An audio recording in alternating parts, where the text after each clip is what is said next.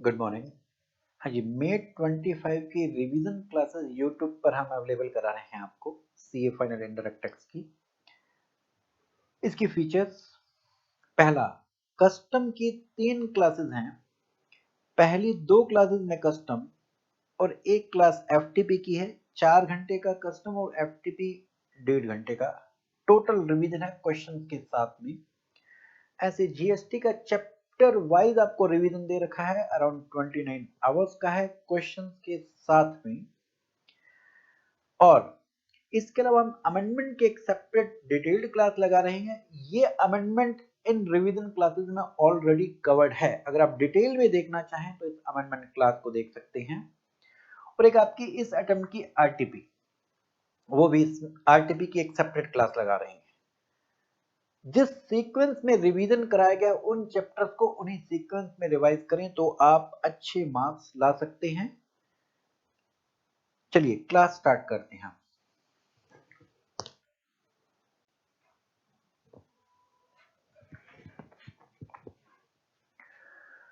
Hello, good morning. क्या हाल चाल आपके? हाँ जी, हम स्टार्ट करने जा रहे हैं रिवीजन चैप्टर नंबर 19 का। तैयार आप इसके लिए? Hello hello.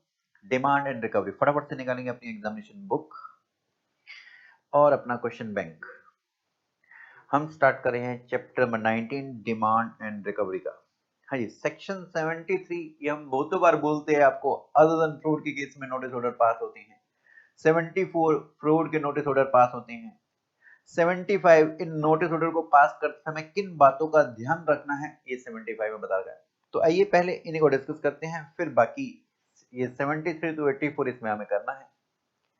तैयार तैयार तैयार। हाँ जी, तो आप आइए एक बार पेज नंबर 3 पर। पेज नंबर 3 पर, हाँ जी, सेक्शन 73। अगर अगर आपने टैक्स नहीं पे किया या शॉर्ट पे किया, ये किस पे होगा? आउटवर्ड सप्लाई पर। टैक्स ना पे किया, शॉर्ट पे किया हो, या गलत रिफंड ले लिया, ये तो इनवर्ड आउटवर्ड दोनों पे हो सकता है। आईटीसी का भी रिफंड ले सकते हो ना। या फिर आईटीसी रोंगली अवेल्ड यूटिलाइज, ये आईटीसी किस पर होगा? इनवर्ड सप्लाई पर। तो अगर ये आपने 4 अपराध किए, सर्कमस्टेंसेस, जब 73 का नोटिस आएगा, कौन कौन सा? टैक्स नहीं पे किया, शॉर्ट पे किया, एर्नस रिफंड ले लिया, आईटीसी रोंगली अवेल्ड यूटिलाइज। अब अगर वजह other than fraud, other than willful misstatement या सप्रेशन ऑफ फैक्ट्स है, तो फिर नोटिस 73 में आएगा। कितने साल में? 2 साल 9 महीने में। अगर वजह फ्रॉड है तो नोटिस कितने में आएगा? 4 साल 6 महीने में। जो ऑर्डर पास होगा 73 में, वो कितने समय में? 3 साल में। और फ्रॉड के केस में 5 साल में। ये हमें कब से देखना है? एनुअल रिटर्न की ड्यू डेट से या एर्नस रिफंड की डेट से। एनुअल रिटर्न की ड्यू डेट से या एर्नस रिफंड की डेट से, या नोटिस की बात करें या ऑर्डर की बात करें। हाँ जी, ये एनुअल रिटर्न की ड्यू डेट क्या हुआ करती थी? अगले साल की 31 दिसंबर हुआ करती थी। हाँ जी, अब यहां पर इसने बोला कि अगर फ्रॉड वजह है या विलफुल स्टेटमेंट, जानबूझ के आपने गलत स्टेटमेंट दी या फैक्ट्स को छुपाया, हमने ऐसा किया था, एक्सप्लेनेशन दे रखी थी नेक्स्ट पेज पे। सप्रेशन का मतलब क्या है? आपने अपनी जीएसटीआर 1 में 3B में खुद से सही सेल दिखानी चाहिए थी, आपने कम दिखाई, आपने फैक्ट्स को छुपाया है। दूसरा, आपसे इंफॉर्मेशन मांगी गई थी, आपने दी नहीं, आपने फैक्ट्स को छुपाया है, माना जाएगा। तो फ्रॉड का चार्ज लगाकर आपके पास नोटिस कितने समय में आएगा? 4 साल 6 महीने में। और अदर देन फ्रॉड है तो फिर 2 साल 9 महीने में। ये नोटिस की समय सीमा है। हाँ जी, क्या हम ये भी बोल सकते हैं नोटिस जो 3 साल में ऑर्डर पास होता है उससे 3 महीने पहले इशू हो जाता है? जी हाँ, 3 महीने पहले तक। ऐसे 73 की वर्डिंग है कि 3 महीने पहले तक इशू हो जाना चाहिए ऑर्डर पास होने की जो समय सीमा है। ऐसे फ्रॉड के केस में क्या 6 महीने पहले बोल सकते हैं? जी, 6 महीने पहले बोल सकते हैं। आइए इसे समझने के लिए हमने ऊपर एक एग्जांपल बनाया। 2017-18 इसकी एनुअल रिटर्न की ड्यू डेट क्या निकलेगी? अगले साल की 31 दिसंबर 18, 18-19 के लिए 31 दिसंबर 19। अब हम 73 के पहले ऑर्डर की बात करें। हाँ जी, ऑर्डर की बात करते हैं। यहाँ देखिए, ये ब्लू, ये आपका येलो येलो वाला। हाँ जी, 3 साल के अंदर ऑर्डर पास करना है, तो 18 में 3 साल ऐड करें, 31 दिसंबर 21 हो गया। 19 में 3 साल ऐड कीजिए, ये 31 दिसंबर 22 हो गया। तो 17-18 के लिए 31 दिसंबर 21 तक, 18-19 के 31 दिसंबर 22 तक। अच्छा, फिर सुनिए। हाँ जी, अगर हमें फ्रॉड के लिए निकालना हो तो इस डेट में कितने ऐड कर दें? 5 साल। 31 दिसंबर 18, 17-18 के लिए 5 साल, 31 दिसंबर 23।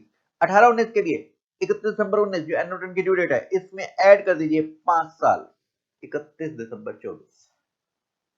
हाँ जी, अगर हमें नोटिस की डेट निकालनी हो, अब ऑर्डर की डेट तो निकाल दी, अब ये येलो येलो से ही कंफर्म, ये नोटिस की बात आ रही है। हाँ जी, नोटिस 31 दिसंबर 21 से 3 यहाँ 31 दिसंबर 21 से कितने 3 महीने पहले 3 सितंबर 21 31 दिसंबर 22 18-19 के लिए 31 दिसंबर 22 से 3 महीने पहले ये 30 सितंबर 22। फ्रॉड के केस में ये जो ऑर्डर की डेट निकाली है इससे 6 महीने पहले तक, 6 महीने पहले तक, तो 31 दिसंबर 23 से 6 महीने पहले तक 30-6-23 ये 2017-18 के लिए निकल गया है। 18-19 के लिए 31 दिसंबर 24 से 6 महीने पहले तक 30-6-24 तक ये डेट निकल कर आई नोटिस की। हाँ जी, नाम है शो कॉज नोटिस। कारण बताओ क्यों ना हम तुम पे ये टैक्स इंटरेस्ट पेनल्टी लगाएं। अब इसकी कंफर्मेशन डिमांड होगी, आपका पक्ष सुना जाएगा, इसलिए 3 महीने 6 महीने का टाइम रखा हुआ है। आपका पक्ष सुनेंगे, उसके बाद ऑर्डर पास होगा। इस ऑर्डर को डिमांड ऑर्डर बोलो या एडजुडिकेशन ऑर्डर बोलो। एडजुडिकेशन मतलब डिटरमाइन करना उस डिमांड को, ठीक है। ओके जी, हाँ जी, अब इतने पार्ट के ऊपर में क्या मैं आपको कोई क्वेश्चन दिखा दूं ये नोटिस और ये इसके लिए?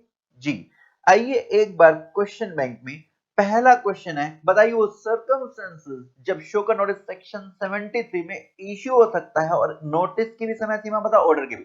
तो 73 में जब tax not paid, short paid, erroneous refund, IT से रोक, ये 4 circumstances. Reason other than fraud, wilful statement, suppression of tax. तो ऑर्डर 3 साल में, नोटिस 2 साल 9 महीने में, 3 महीने पहले तक, 2 साल 9 महीने। और अगर फ्रॉड की बात करें तो वजह ये fraud, wilful statement, suppression of tax, यही tax not pay short paid वाली कहानी, और ये यहां पर नोटिस इश्यू हो सकता है। फिर इसके बाद नेक्स्ट क्वेश्चन हमने किया था, टाइम लिमिट नोटिस की पूछी है 73 में 2 साल 9 महीने, फ्रॉड की पूछी है 74 में 4 साल 6 महीने। कब से देखना है? एनुअल रिटर्न की ड्यू डेट से या अर्नस रिफंड की डेट से।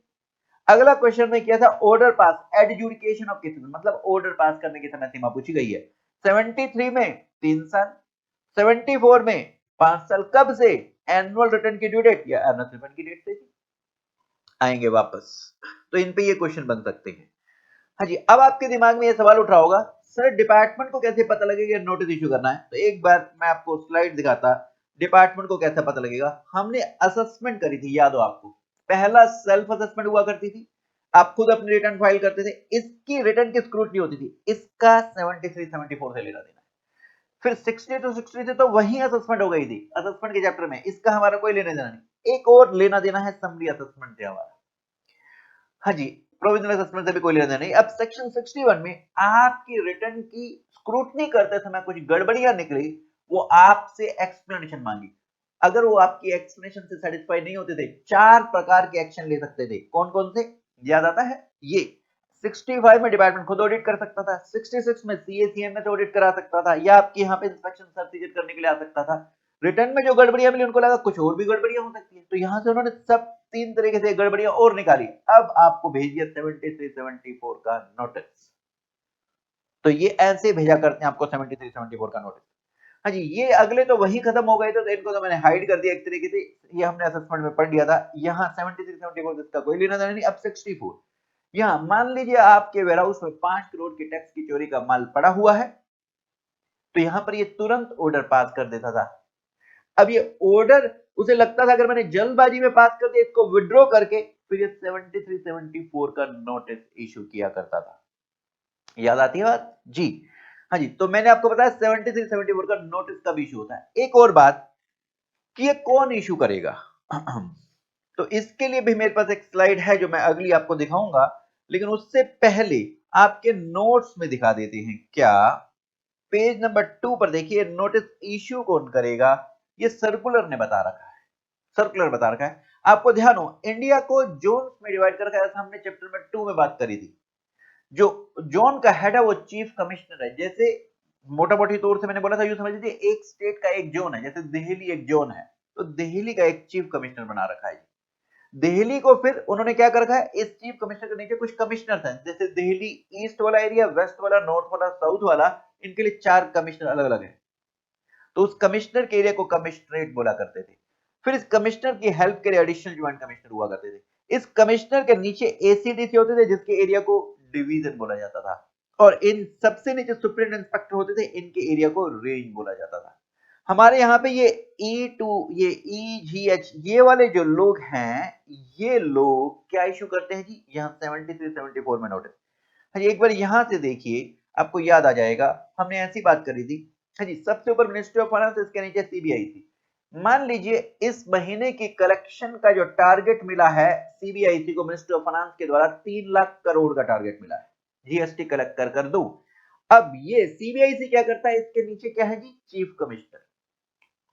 मैंने बोला एक स्टेट का एक जोन, कुछ छोटे स्टेट को मिलाकर एक जोन भी बना सकते हैं जी, जो छोटे छोटे स्टेट है। नहीं तो बड़ा स्टेट हो तो उसमें एक से ज्यादा जोन भी हो सकते हैं। तो दिल्ली का एग्जांपल लेते हैं, दिल्ली एक जोन है, दिल्ली का हेड है चीफ कमिश्नर। तो इस 3 लाख करोड़ में से कुछ टारगेट दिल्ली वाले चीफ कमिश्नर को मिल गया, मान लीजिए 20,000 करोड़ का टारगेट मिल गया जी। अब ये चीफ कमिश्नर क्या करता है, अपने नीचे जो कमिश्नर है उनको ये टारगेट दे दिया करता है।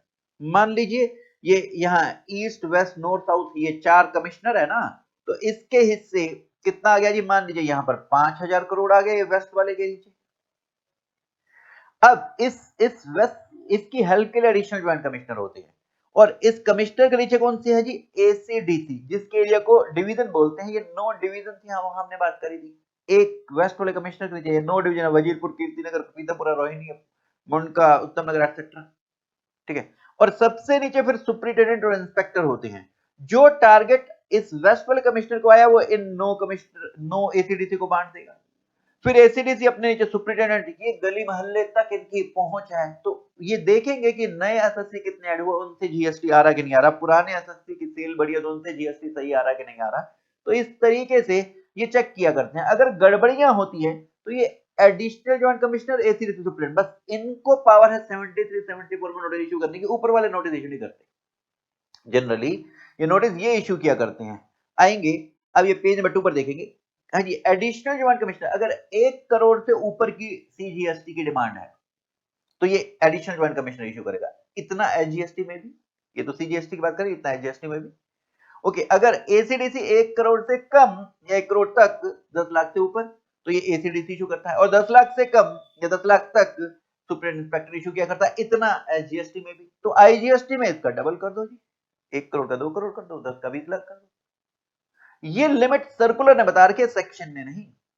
तो ये उनकी कन्वीनियंस के लिए है। हाँ जी, अगर आईजीएसटी सीजीएसटी सब कुछ मांगना हो तो ये अपर वाली लिमिट एप्लीकेबल होगी। यही मैंने आपको यहाँ पीछे दे रखा है, आपको पिछले पेज पे ये स्लाइड में यही दे रखा है आपको, है ना। अच्छा जी, अब एक एसएससी, ये हमने चैप्टर 2 में बात करी थी, क्रॉस एम्पावरमेंट के तहत या तो सीजीएसटी ऑफिसर को एलोकेटेड है या जीएसटी ऑफिसर को एलोकेटेड है। अब मान लीजिए मिस्टर ए को सीजीएसटी ऑफिसर एलोकेटेड है, अब ये अपनी डिमांड सीजीएसटी की मांगेगा या एसजीएसटी भी यही मांगेगा, यही एक ही ऑफिसर आपसे अब सीजीएसटी भी मांगेगा, एसजीएसटी भी मांगेगा। अच्छा जी, अब यही सेम चार्ट यहां दे रखा आपको। अब मेरा एक क्वेश्चन है, मान लो एक एसएससी को सुप्रीम ने भी नोटिस इशू कर दिया, एसीडीसी ने भी नोटिस इशू कर दिया, तो इन दोनों नोटिस का ऑर्डर कौन पास करेगा, ये नीचे ये पॉइंट बताता है। जो ऊपर वाला ऑफिसर है जिसकी अपर वाली लिमिट है वो एसीडीसी जो है वो ऑर्डर पास करेगा। अच्छा, फिर इसके बाद एक पॉइंट ये, डीजीजीएसटीआई या ऑडिट कमिश्नर, इनका काम क्या है, इनका काम होता है भारत में ऐसे तरीके ढूंढना जो लोग अपना रहे हैं चोरी के लिए, और फिर उनको नोटिस भेजना। तो नोटिस तो ये भेजा करते थे, ऑर्डर तो ये पास किया करते थे। हाँ, सिर्फ ये नोटिस भेज देंगे, ऑर्डर यही ऑफिसर ही पास करेंगे। कौन सा ऑफिसर ऑर्डर पास करेगा, जिसके एरिया में वो नोटिस ही रजिस्टर्ड होगा, ठीक है। ये लिमिट विमिट ये सी इंस्टीट्यूट आपके पूछता नहीं है, ठीक है। आइए इसके बाद, हाँ जी, अब मैं एक बार आपको बता दूं, मैंने थोड़ी सी बातें 73 74 की आपको बताई हैं। हाँ जी, अब मैं आपको पहले 75 कराना चाहता हूं। 75 क्यों कराना चाहता हूं, क्योंकि इसमें यह बताया गया है कि कुछ चीजों का आपको नोटिस ऑर्डर इशू करते समय ध्यान रखना है। तो आएंगे एक बार आप कहा, पेज नंबर 8 पर, पेज नंबर 8 पर हम 75 के कुछ पॉइंट्स करने आए हैं। 75 का 1 2 3 पॉइंट नहीं, अभी 75 सबसेक्शन 4 से कुछ बातें करने आए हैं। हाँ जी, 75 4 क्या बोलता है, और मैंने आपको यहाँ पर क्वेश्चन भी लिखवा रखे हैं जो इसके साथ आपको करने हैं। 75 4, हाँ जी ध्यान दीजिए, अगर अगर ये ऑर्डर पास करते समय अपॉर्चुनिटी ऑफ बीइंग हर्ड देना जरूरी है, खास तौर से तब अगर रिक्वेस्ट रिटर्न में आई है कि मेरा पक्ष सुने बिना ऑर्डर पास मत करना। अगर उन्होंने बिना पक्ष सुने ऑर्डर पास कर दिया तो इनवैलिड होगा। दूसरा, अगर एडवर्स डिसीजन ले रहा है डिपार्टमेंट, जैसे टैक्स का रेट हायर ले रहा है, 12 हम लगा रहे हैं, वो 18 लेना चाहता है, तो उसे अपॉर्चुनिटी ऑफ बैंक हट देना पड़ेगा। अगर न दिया तो ऑर्डर इनवैलिड होगा। ये बातें बता रहा है ये 75। दूसरा एडजॉर्नमेंट, हाँ जी, आपने हमारे को नोटिस इशू करके बुलाया कि आओ अपना आके पक्ष रखो, हम इंडिया में नहीं है, हम फॉरेन कंट्री विजिट में गए हुए हैं, या फिर हम हॉस्पिटलाइज, हम आ ही नहीं सकते, तो हमें डेट चाहिए कोई अगली, इसे बोलते हैं एडजॉर्नमेंट। तो मैक्सिमम कितनी डेट वो देनी पड़ेगी उसको? 3। अगर वो सफिशिएंट कोर्स शो किया जाता है तो उसको 3 डेट देनी पड़ेगी। न दिया तो ऑर्डर इनवैलिड। हमने क्वेश्चन किए थे इसके ऊपर में। हाँ जी, next adjudication order speaking order होना चाहिए। जैसे अगर वो 12% हम लगा रहे, वो 18 लगा रहे, तो 18 क्यों लगा रहा है? ऐसा सिमिलर प्रोडक्ट जो हम बनाते हैं, कोई और एसएससी के केस में कोर्ट की जजमेंट आई है कि ये रेट इस पे 18 लगेगा, तो उसको वो कोर्ट की जजमेंट का रेफरेंस देना होगा ऑर्डर में, वो relevant facts and bases of decision देना होगा उसको कि हमने ऐसा क्यों लिया। वो उसके ऊपर में स्पीकिंग ऑर्डर नहीं हुआ तो ऑर्डर इनवैलिड होगा। हाँ जी, नेक्स्ट पॉइंट, नोटिस में जो अमाउंट मांगा गया है, ऑर्डर उससे ज्यादा का पास नहीं हो सकता। नोटिस 50 लाख का, तो ऑर्डर 55 लाख का नहीं हो सकता। 50 लाख तक हो सकता है या 50 लाख से कम हो सकता है, अप टू 50 लाख हो सकता है। अच्छा, नोटिस का ग्राउंड और ऑर्डर का ग्राउंड अलग अलग नहीं हो सकता। मान लो नोटिस डिस्काउंट डिसअलाउ किया गया है, उस पे हमारी डिमांड निकाली गई है, लेकिन ऑर्डर जब पास करने के वो जीएसटी रेट के ऊपर में ऑर्डर पास कर रहे हैं, ये पॉसिबल नहीं है। नोटिस का ग्राउंड और ऑर्डर का ग्राउंड अलग अलग नहीं हो सकता। नेक्स्ट, अगर टैक्स हमारे पास डिमांड आई, हम अपील में चले गए अपना पक्ष सुनाने के लिए कि ये डिमांड गलत है। अपील में ये अमाउंट या तो बढ़ सकता है या कम हो सकता है। अपील में अमाउंट अगर बढ़ा या कम हुआ तो हमारा इंटरेस्ट और पेनल्टी भी अकॉर्डिंगली मॉडिफाई हो जाएगा। अभी आप 73 में पेनल्टी पड़ेंगे, वहां लिखिए 10% और टैक्स और 10,000 विच एवर है।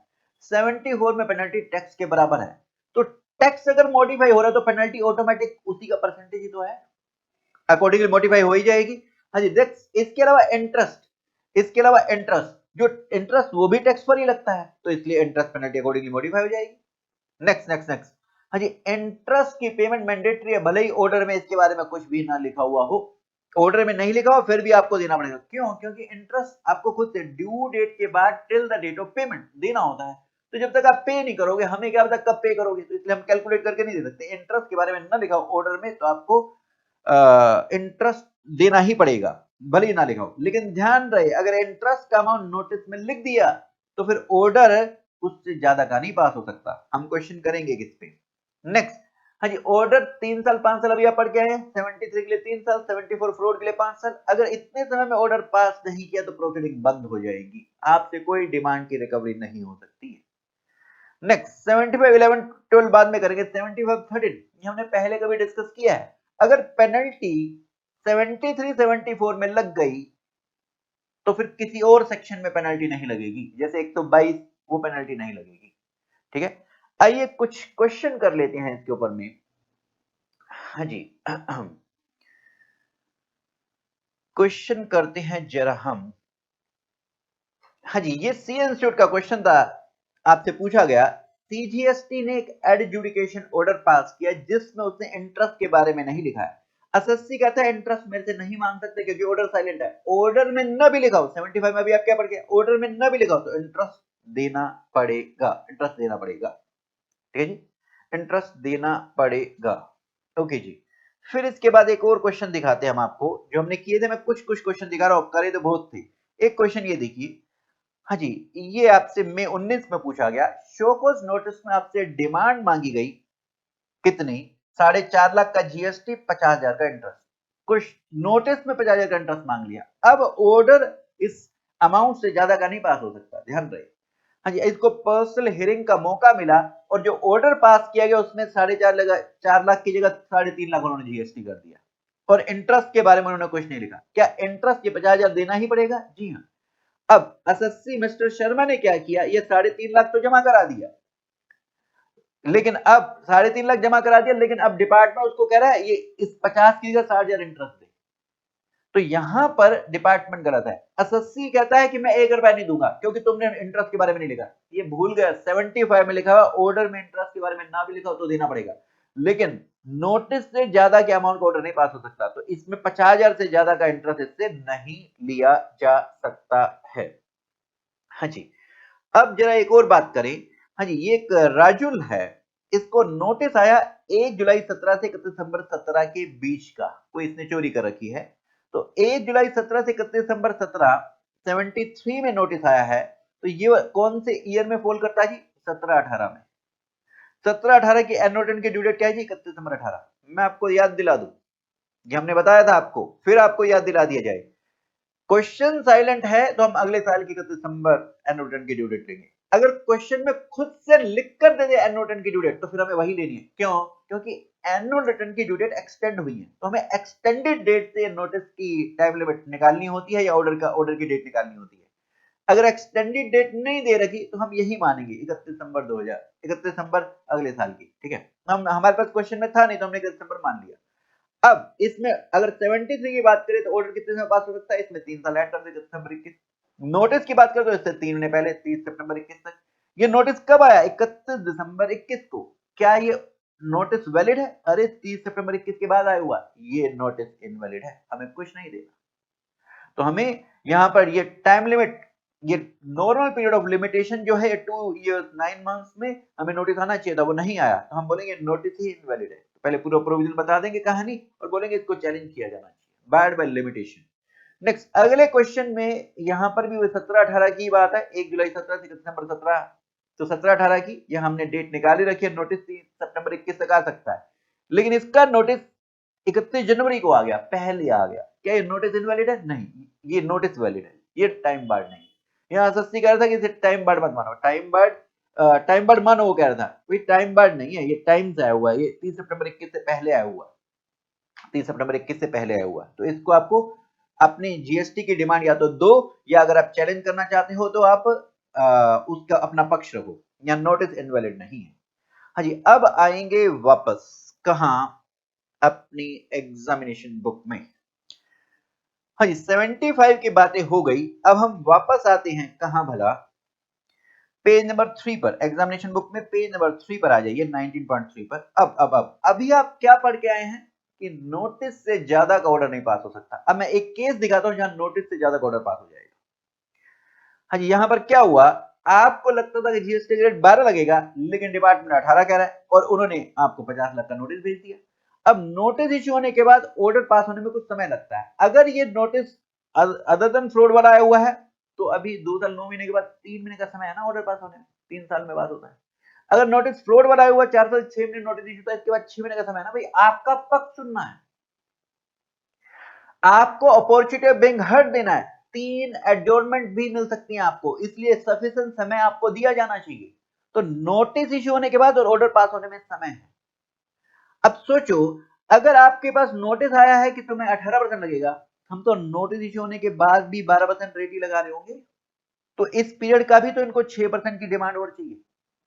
तो क्या ये नोटिस इश्यू होने के बाद और ऑर्डर पास होने के बीच में जो समय है, इस पीरियड का सेपरेट नोटिस इश्यू करें, या इस पीरियड की एक स्टेटमेंट कैलकुलेशन शीट जिसमें इस पीरियड की डिमांड निकाल कर दे दे? तो इस पीरियड के वो नोटिस इश्यू करने की जगह स्टेटमेंट इश्यू कर सकते हैं। नोटिस और स्टेटमेंट में क्या फर्क होता है? नोटिस में डिटेल्ड ग्राउंड्स देने पड़ते हैं कि ये हम क्यों ले रहे हैं, 18 रीजन सब कुछ एक्सप्लेन करना पड़ता है। स्टेटमेंट तो एक कैलकुलेशन शीट है। अगर नोटिस का ग्राउंड वही है जो स्टेटमेंट में हम टैक्स निकालना चाहते हैं, तो अलग से नोटिस देने की जरूरत नहीं, आप स्टेटमेंट में कैलकुलेशन करके दे सकते हैं। इस स्टेटमेंट को नोटिस ही माना जाएगा, इस स्टेटमेंट नोटिस। अब 50 लाख का नोटिस और नोटिस इश्यू होने के ऑर्डर पास होने के बीच में जो समय था, इसकी स्टेटमेंट 15 लाख, दोनों मिलाकर ऑर्डर कितने का पास हो जाएगा? 65 लाख का। यहां ये लिखा हुआ है, ये नोटिस अदर देन जो एससीएन में पीरियड था उस पीरियड की है, बट ऑब्वियसली उसके बाद की है, और इस स्टेटमेंट को नोटिस माना जाएगा। शर्त यह है कि ग्राउंड सेम होने चाहिए नोटिस के और स्टेटमेंट के, तब ये स्टेटमेंट को हम नोटिस मान लेंगे, तो इन दोनों को मिला के फिर ऑर्डर पास हो सकता है। हाँ जी, अब इसके बाद आइए नेक्स्ट पॉइंट पर। हाँ जी, क्या अगर आप 3 इनवॉइस पर टैक्स पे करना भूल गए हैं, आपको खुद से पता लगता है कि आप खुद से पे कर सकते हैं जी। 73(5) अदर देन फ्रॉड के केस में, फ्रॉड के केस में 74 सबसेक्शन 5 है, जहां पर आप नोटिस आने से पहले या स्टेटमेंट आने से पहले खुद से पे कर सकते हैं। क्या फायदा होगा अगर आप ये पे कर देती हैं? 73 में जो पेनल्टी लगती है ना 10% टैक्स और 10,000 ये नहीं लगेगी। 74 में अच्छा नोटिस भी नहीं आएगा और पेनल्टी लगेगी, नोटिस भी नहीं आएगा। लेकिन अगर 3 में से 2 बिलों पे आपने टैक्स पे किया तो एक बिल के नोटिस आएगा। पार्शियल पेमेंट करिए तो फिर आपको एक बिल के लिए नोटिस आएगा।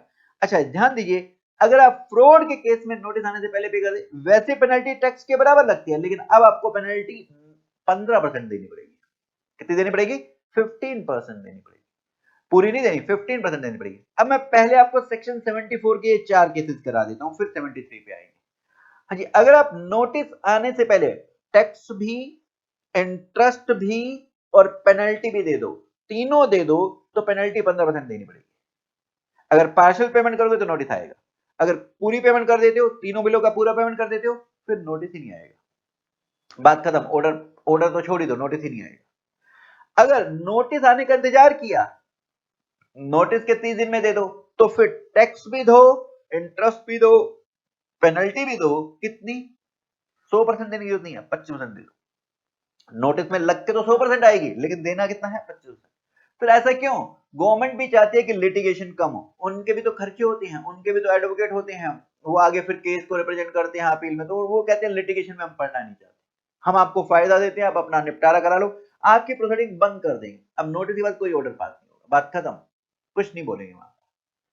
हाँ जी, अगर आपने नोटिस इसके बाद ऑर्डर का भी इंतजार किया, फिर ऑर्डर के 30 दिन में दे दिया, तो हम पेनल्टी अब आपसे 50 लेंगे, टैक्स इंटरेस्ट पेनल्टी तीनों दो, हम आपसे पेनल्टी कितने लेंगे? 50 लेंगे, और प्रोसीडिंग बंद। लेकिन प्रोसीडिंग बंद का मतलब जेल वाली प्रोसीडिंग बंद नहीं होगी, बाकी सब प्रोसीडिंग बंद होगी।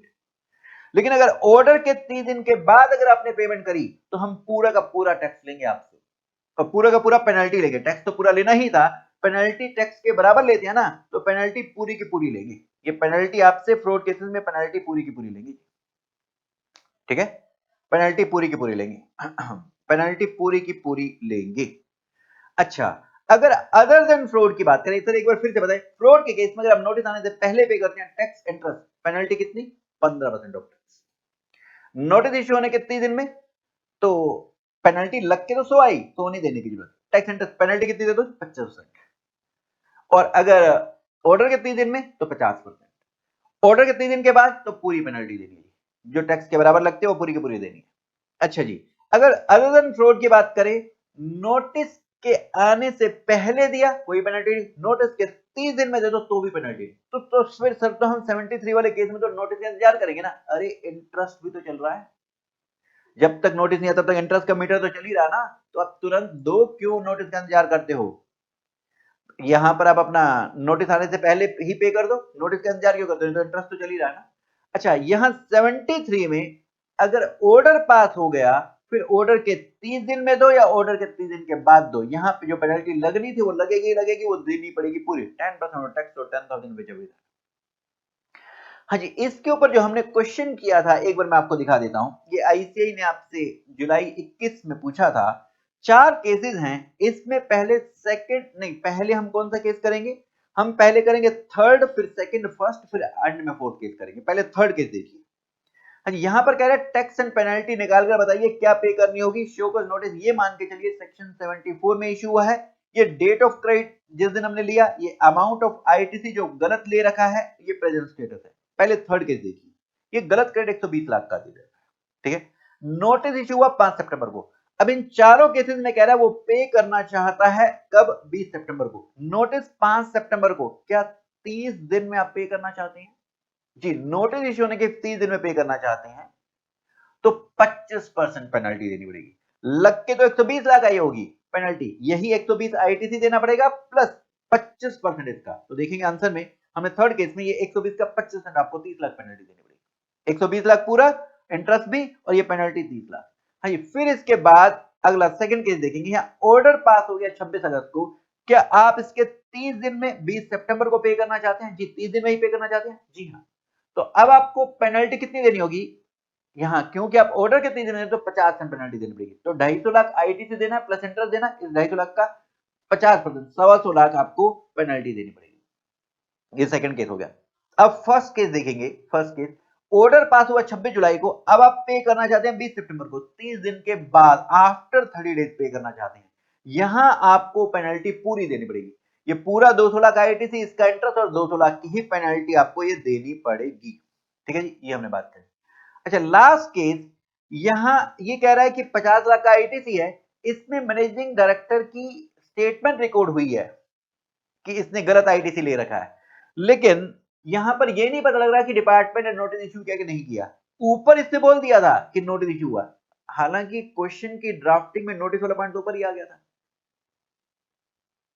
तो यहां पर अब हमें एज्यूम करना पड़ेगा, अगर हम ये माने कि नोटिस इशू हो गया है तो 25% पेनल्टी, अगर हम ये माने कि नोटिस इशू नहीं हुआ है तो फिर 15% पेनल्टी। तो हमने ये दोनों अल्टरनेटिव इसमें लिख कर दिए कि अगर आप माने नोटिस इशू हो गया है तो 25% पेनल्टी, न माने नोटिस इशू हुआ है तो 15% पेनल्टी देनी पड़ेगी। ठीक है जी, चलिए इसके बाद हम आते हैं आगे।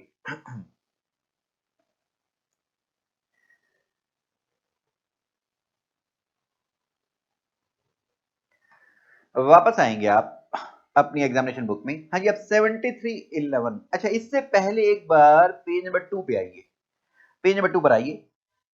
हाँ जी, ये क्या है, ये एक चार्ट रह गया, इसमें क्या है, अभी 73.5 और 74.5 किया था, नोटिस आने से पहले आप खुद पे करते थे। यहाँ डिपार्टमेंट, अगर आप टैक्स नहीं पे करते, शॉर्ट पे करते, एनएस रिफंड लेते, आईटीसी लेते, तो डिपार्टमेंट आपको क्या भेजता है, नोटिस 73 74 में। क्या वो नोटिस इशू होने से पहले आपको इंटीमेट कर सकता है कि आप नोटिस इशू करने से पहले आपको बोलते हैं अगर आप पे करना हो तो पे कर दो जी, आपको बुलाकर बिफोर सर्विंग नोटिस को कम्युनिकेट कर सकता है। डीआरसी 01 इसे इंटीमेशन बोलते हैं। इसमें क्या फायदा होगा, अभी नोटिस इशू नहीं किया, नोटिस इशू नहीं किया तो अभी आप 73.5 में क्या पढ़ के हैं, अदर देन फ्रॉड करके तो पेनल्टी नहीं लगेगी। 74.5 में क्या पढ़ के हैं, 15% पेनल्टी लगेगी। तो नोटिस इशू होने से पहले में कंपल्सरी नहीं है उसके पास, वो लिटिगेशन से बचना चाहता है तो आपको बुलाकर बोल सकता है कि भाई आप पे कर दो, फायदा होगा आपको। अब अगर आप पे कर देते हैं, डीआरसी 03 फॉर्म का यूज होता है, ये फॉर्म नंबर आपको याद करने की जरूरत नहीं है। अगर आप ये इसके थ्रू पे करते हैं तो वो आपको एक्नॉलेजमेंट दे देगा और कहेगा चलो जी तुम्हारी ये अदर फ्रॉड के केस में पेनल्टी नहीं, फ्रॉड के केस में 15% पेनल्टी, बात खत्म, कोई नोटिस इशू नहीं करेगा। लेकिन अगर आप इसके अगेंस्ट में सबमिशन देना चाहते हैं तो सबमिशन भी दे सकते हैं इसी डीआरसी 01 के पार्ट बी में। ओके, अब आ जाइए पेज नंबर 3 पर, पेज नंबर 3 पर नहीं, 3 पे तो हो गया ना, पेज नंबर 4 पे आ जाइए, 7311।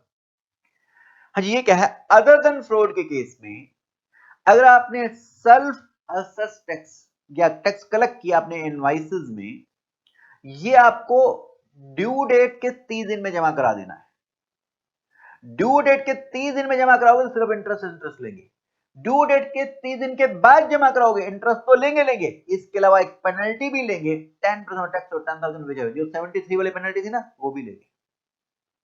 लेकिन एक सर्कुलर इश्यू हुआ, ये 7311 वाली जो पेनल्टी है, ये जो हमने बात करी, ये पेनल्टी नहीं लगेगी अगर तुमने डिपार्टमेंट के नोटिस आने से पहले रिटर्न फाइल कर दिए और टैक्स इंटरेस्ट दे दिया, तो ये वाली पेनल्टी नहीं लगेगी, भले ही 30 दिन के बाद रिटर्न फाइल करिए। तब इस केस में ये वाली पेनल्टी नहीं लगेगी, जनरल पेनल्टी लगेगी सेक्शन 125 की, जो हमने ऑफेंसिव पेनल्टी पढ़ी थी, 25,000 तक थी जीएसटी में, 25,000 तक एसजीएसटी में। तो इसको हमने एनालाइज किया यहाँ पर, अगर 3B आप फाइल करते हैं टैक्स इंटरेस्ट के साथ में नोटिस आने से पहले तो 7311 नहीं, जनरल पेनल्टी। नोटिस आ गया है तो फिर 7311 की पेनल्टी लगेगी, 7311 की पेनल्टी, टैक्स और 10,000 विधा है। जैसे हमने यहाँ एग्जांपल दिया, 5 लाख का टैक्स, 3 लाख का आईटीसी, 2 लाख आपका ये बनता है जमा कराना, अगर आपने नहीं दिया इंटरेस्ट तो चल ही रहा है। 3B फाइल कर दी 40 दिन बाद, क्या 7311 वाली पेनल्टी लगेगी, नहीं, नोटिस आया नहीं अभी हमारे पास, हमने खुद से ही पे कर दी है। तो यहाँ 7311 नहीं, यहाँ 125 की पेनल्टी, जो जनरल पेनल्टी अप टू 25,000 थी जीएसटी में, अप टू 25,000 एसजीएसटी में, ये मैक्सिमम है, 500 लगाकर भी छोड़ सकते हैं।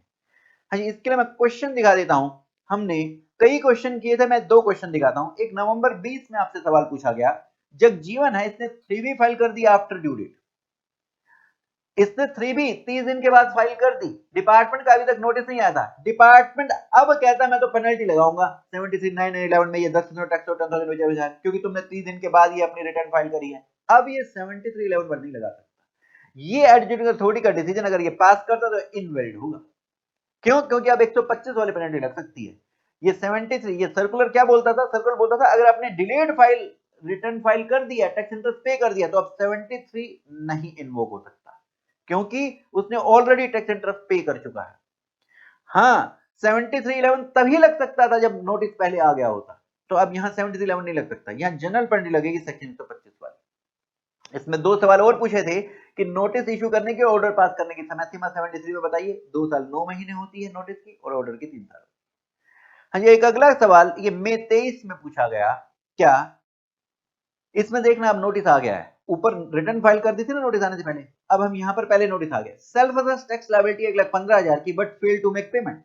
सब्सिक्वेंटली डिपार्टमेंट ने पेनल्टी प्रोसीडिंग इनिशिएट कर ली है 73 में और नोटिस आ गया आपके पास में, ये प्रोसीडिंग इनिशिएट हो गई है, क्योंकि प्रोसीडिंग इनिशिएट हो गई है तो अब 73(11) वाली ही पेनल्टी लगेगी। हाँ जी, इसने टैक्स पे किया विद इंटरेस्ट ऑन 27 सितंबर, हमें पेनल्टी और पेनल्टी डिपार्टमेंट कह रहा है 50% लगेगी, अनपढ़ है, सेल्फ असेस्ड टैक्स है तो 73 की बात है, तो यहाँ पर ये थोड़ा लेट हो गया है, तो 1,15,000 पर 10% 11,500 हुआ और 10,000 विच एवर ये पेनल्टी लगेगी, ये पेनल्टी लगेगी, ये इतने ही सीजीएसटी में इतने ही एसजीएसटी में, ठीक है। तो डिपार्टमेंट जो 50% पेनल्टी लगाना चाहता था वो सही नहीं, वो सही नहीं। चलिए वापस आते हैं अपनी एग्जामिनेशन बुक में। हाँ जी, अब इसके बाद एक्सप्लेनेशन 1।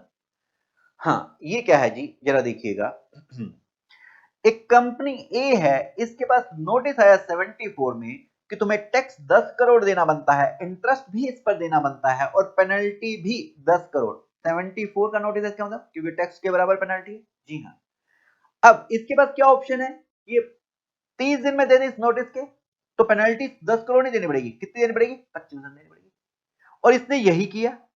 हाँ जी, नोटिस कंपनी के पास ही नहीं, पेनल्टी का नोटिस डायरेक्टर के पास भी आया था। याद करें, जो असेस करते हैं 19 अपराधों में तो उनपे पेनल्टी लगती थी डायरेक्टर पर, तो यहाँ डायरेक्टर पे 122(3) का नोटिस आया हुआ है और कंपनी को टैक्स इंटरेस्ट पेनल्टी का अलग 74 में नोटिस आया हुआ है। तो अब अगर कंपनी अपनी प्रोसीडिंग बंद करा लेती है नोटिस के 30 दिन में पे कर टैक्स इंटरेस्ट और पेनल्टी 25%, तो क्या डायरेक्टर को ये पेनल्टी देनी है या डायरेक्टर की प्रोसीडिंग भी बंद हो जाएगी, डायरेक्टर की भी प्रोसीडिंग बंद हो जाएगी, ये इस एक्सप्लेनेशन 1 में बोला हुआ है। तो ये पेनल्टी फिर डायरेक्टर को देने की जरूरत नहीं है, अगर कंपनी अपनी प्रोसीडिंग बंद करा ली तो डायरेक्टर की प्रोसीडिंग बंद हो जाएगी। तो आइए पढ़ते हैं, नोटिस अगर सेम प्रोसीडिंग पर मेन पर्सन एग्जांपल कंपनी को इशू किया गया and some other person example director, यहाँ ट्रांसपोर्टर एम्प्लॉय कोई और भी हो सकता है, सम अदर पर्सन को भी इशू किया गया, प्रोसीडिंग अगर मेन पर्सन ने कंक्लूड करा लिया 73-74 में, तब proceeding against all the persons liable to pay penalty, कौन से सेक्शन की, 122 और 125 वाली, ये डीएम में कंक्लूड मानी जाएगी। हाँ जी, ध्यान दीजिए, जो सिर्फ पेनल्टी नहीं देनी, जो अदर पर्सन, इनको को नोटिस बोलते हैं, मेन पर्सन के अलावा जो अदर पर्सन है को नोटिस बोला जाता है, ये सिर्फ 122 और 125 वाली पेनल्टी ही बचा पाएंगे। अगर कोई 129 130 में पेनल्टी उन पे लग रही है, वो नहीं बच पाएगी, वो नहीं बच पाएगी। इसके लिए मैंने आपको एक क्वेश्चन कराया था, मैं आपको दिखाता जरा। हाँ जी, हमने एक क्वेश्चन किया था, एक ट्रक है, इसको रोका गया, अंडर वैल्यूएशन थी, ए लिमिटेड को नोटिस आया, टैक्स चोरी का 5 करोड़ का, पेनल्टी भी 5 करोड़ का और इंटरेस्ट भी मांगा गया। अब गुड्स और ट्रक लायबल टू कॉन्फिस्केशन थी, तो इन्होंने एक तो ये नोटिस कंपनी को दिया, इसके अलावा सेपरेट नोटिस पेनल्टी का डायरेक्टर को दिया है 122(3) में, और इसके अलावा ट्रांसपोर्टर को दिया 130 में। हेलो ध्यान दीजिए, यहां अगर कंपनी ये 5 करोड़ पे कर रही है, नोटिस के 30 दिन में अगर ये पेनल्टी पे करे तो कितनी देनी है जी, 5 करोड़ का 25%। इसकी ए लिमिटेड की प्रोसीडिंग बंद, ए लिमिटेड ने प्रोसीडिंग कंक्लूड करा ली। अब सवाल यह है कि क्या डायरेक्टर की प्रोसीडिंग बंद हो जाएगी, जी ये 122 और 125 वाली प्रोसीडिंग बंद हो जाती है, तो डायरेक्टर को पेनल्टी नहीं देनी पड़ेगी। लेकिन क्या ट्रांसपोर्टर बच जाएगा, ट्रांसपोर्टर नहीं बचेगा, 129 130 वाला कोई नहीं बचेगा, तो ट्रांसपोर्टर को वेव ऑफ नहीं होगी, यहां ट्रांसपोर्टर की पेनल्टी वेव ऑफ नहीं होगी, डायरेक्टर की पेनल्टी वेव हो जाएगी, क्योंकि वो 122 या 125 वाली थी। और ध्यान दीजिए, ये प्रोसीडिंग जो बंद होती थी वो जेल वाली बंद नहीं होती थी, तो जेल वाली प्रोसीडिंग तो इनके अगेंस्ट में ली जा सकती है। ठीक है, चलते हैं इसके बाद हम आगे। हाँ जी, वापस आएंगे आप। अब इसके बाद हाँ जी, ये एक सर्कुलर है, ये इंस्ट्रक्शन है, मैं इसके लिए आपको स्लाइड दिखाता हूं।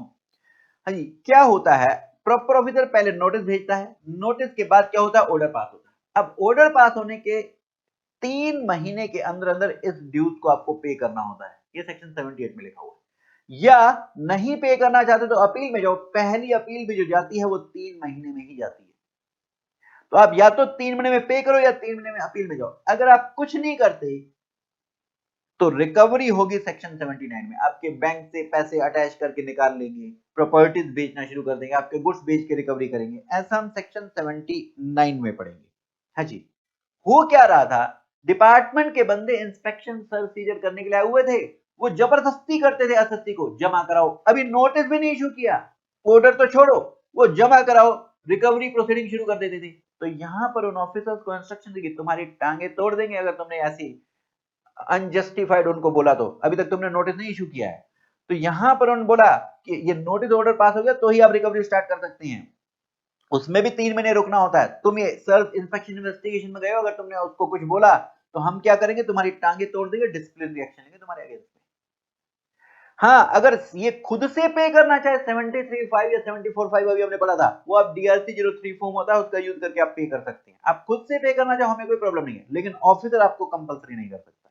आइए इसके बाद नेक्स्ट, ये मजेदार सर्कुलर है, ये मजेदार सर्कुलर है, इसके ऊपर हमने 4 केस स्टडी भी करी थी, बहुत ही इसके ऊपर प्रैक्टिकल क्वेश्चन आपके पास बन के आ सकता है। हाँ जी, इसके लिए मैंने नीचे इसके हर केस का 3 केस थे इसमें मैंने आपको ये चार्ट बना कर दिया, यहां से देखते हैं। हाँ जी, मिस्टर ए है, ये रजिस्टर्ड पर्सन है, इसने क्या किया, फेक इनवॉइस इशू किया। इस मिस्टर ए ने क्या किया जी, इसने फेक इनवॉइस इशू किया है। सिर्फ क्या इशू किया है, फेक इनवॉइस, सप्लाई नहीं करी, सिर्फ इनवॉइस इशू किया है, सप्लाई गुड सर्विस की नहीं करी है। तो सवाल यह है कि जब सप्लाई ही नहीं करी तो क्या टैक्स लायबिलिटी अराइज हुई, नहीं। जब सप्लाई ही नहीं तो टैक्स नॉट पेड शोर पेड की बात नहीं। क्या इस मिस्टर ए के अगेंस्ट में 73 74 में नोटिस आ सकता है, अभी हमने बात करी थी 73 74 में 4 केस में नोटिस आता है, 4 सिचुएशन में, tax not paid, tax short paid, erroneous refund, ITC wrongly availed utilise. हमने तो सप्लाई ही नहीं करी, सप्लाई नहीं तो टैक्स लायबिलिटी नहीं, tax not paid short paid का क्वेश्चन नहीं, तो 73 74 में एक्शन मिस्टर ए के अगेंस्ट में नहीं हो सकता। तो इसके अगेंस्ट में क्या एक्शन हो सकता है, सेक्शन 122 में पेनल्टी लग सकती है। 21 अपराधों में 122(1) में 21 अपराधों में एक अपराध था कि अगर आपने इनवॉइस इशू किया और आपने गुड सर्विस की सप्लाई नहीं किया तो आप पे 122 की पेनल्टी लग सकती है। तो वहां टैक्स इवेडेड और 10,000 विचा विधा है, इतनी ही एजीएसटी में भी, इतनी है जीएसटी में भी, ठीक है। तो ये 10,000 की जगह फिर 20,000 हो जाएगा, ठीक है। तो यहां पर सिर्फ इस पे यहां 73 74 का एक्शन नहीं हो सकता क्योंकि टैक्स लायबिलिटी नहीं है, यहां पर सिर्फ सेक्शन 122 में पेनल्टी लग सकती है, प्लस जेल में 132 में। वो टैक्स की चोरी पे डिपेंड करेगा, 2 करोड़ से ऊपर चोरी तो 3 साल प्लस फाइन, 5 करोड़ से ऊपर चोरी तो 5 साल प्लस फाइन, प्लस जेल में भी डाला जा सकता है, ठीक है। जेल वाली बात आगे आएगी, ठीक है। अच्छा, अब इसके बाद जो केस 2 है ये नहीं, पहले केस 3 पे आइए, पेज नंबर 19.7 पे आइए, ये देखिए। हाँ जी, मिस्टर ए ने आगे फेक इनवॉइस इशू किया है, तो हम ए की तो बात कर चुके हैं, ए पे 73 74 नहीं, सिर्फ 122 की पेनल्टी। इस बी ने क्या किया, इसने बोला इनवॉइस का आईटीसी ले लिया और आगे इसने भी फेक इनवॉइस इशू कर दिया। फेक इनवॉइस का मतलब क्या है, आगे इसने भी गुड सर्विस सप्लाई नहीं करी, सिर्फ बिल इशू किया, सिर्फ बिल इशू किया। क्या इस पर भी 73 74 का एक्शन नहीं हो सकता, नहीं, क्योंकि इसने कोई सप्लाई करी ही नहीं। जब तक सप्लाई नहीं तो टैक्स लायबिलिटी नहीं, टैक्स लायबिलिटी नहीं तो 73 74 का एक्शन नहीं, तो यहां 73 74 का एक्शन नहीं। लेकिन इस पर 2 पेनल्टी लगेंगे 122(1) की, 21 अपराधों में 2 अपराध किए हैं, एक तो इसने फेक इनवॉइस इशू किया है, वो वाली पेनल्टी लगेगी, और दूसरा इसने बिना गुड सर्विस रिसीव किए हुए, हमने सेक्शन 16 में पढ़ा था 6 कंडीशन थी क्रेडिट लेने के लिए, उसमें एक कंडीशन थी गुड सर्विस रिसीव होनी चाहिए, इसने बिना गुड सर्विस रिसीव क्रेडिट ले रखा है, सिर्फ इनवॉइस के बेस पे क्रेडिट ले रखा है। तो ये 122(1) में ये 2 अपराध थे 21 अपराधों में, तो यहाँ 21 अपराधों में ये 2 अपराधों की पेनल्टी अलग अलग लगेगी, इनवॉइस इशू करने वाली और ये आईटीसी वाली, 10,000 और tax evaded which ever is, 10,000 और आईटीसी विच एवर इज, ये इस पे 2 पेनल्टी लगेगी प्लस 132 की जेल। हाँ जी, अब मैं आपको केस नंबर 2 दिखाता हूं, वहां सिर्फ फर्क यह है कि वहां उसने एक्चुअल में सप्लाई भी करी, ये अंडरलाइन विदाउट सप्लाई की नहीं। आइए अब यहां पर एक्चुअल में सप्लाई भी करी है।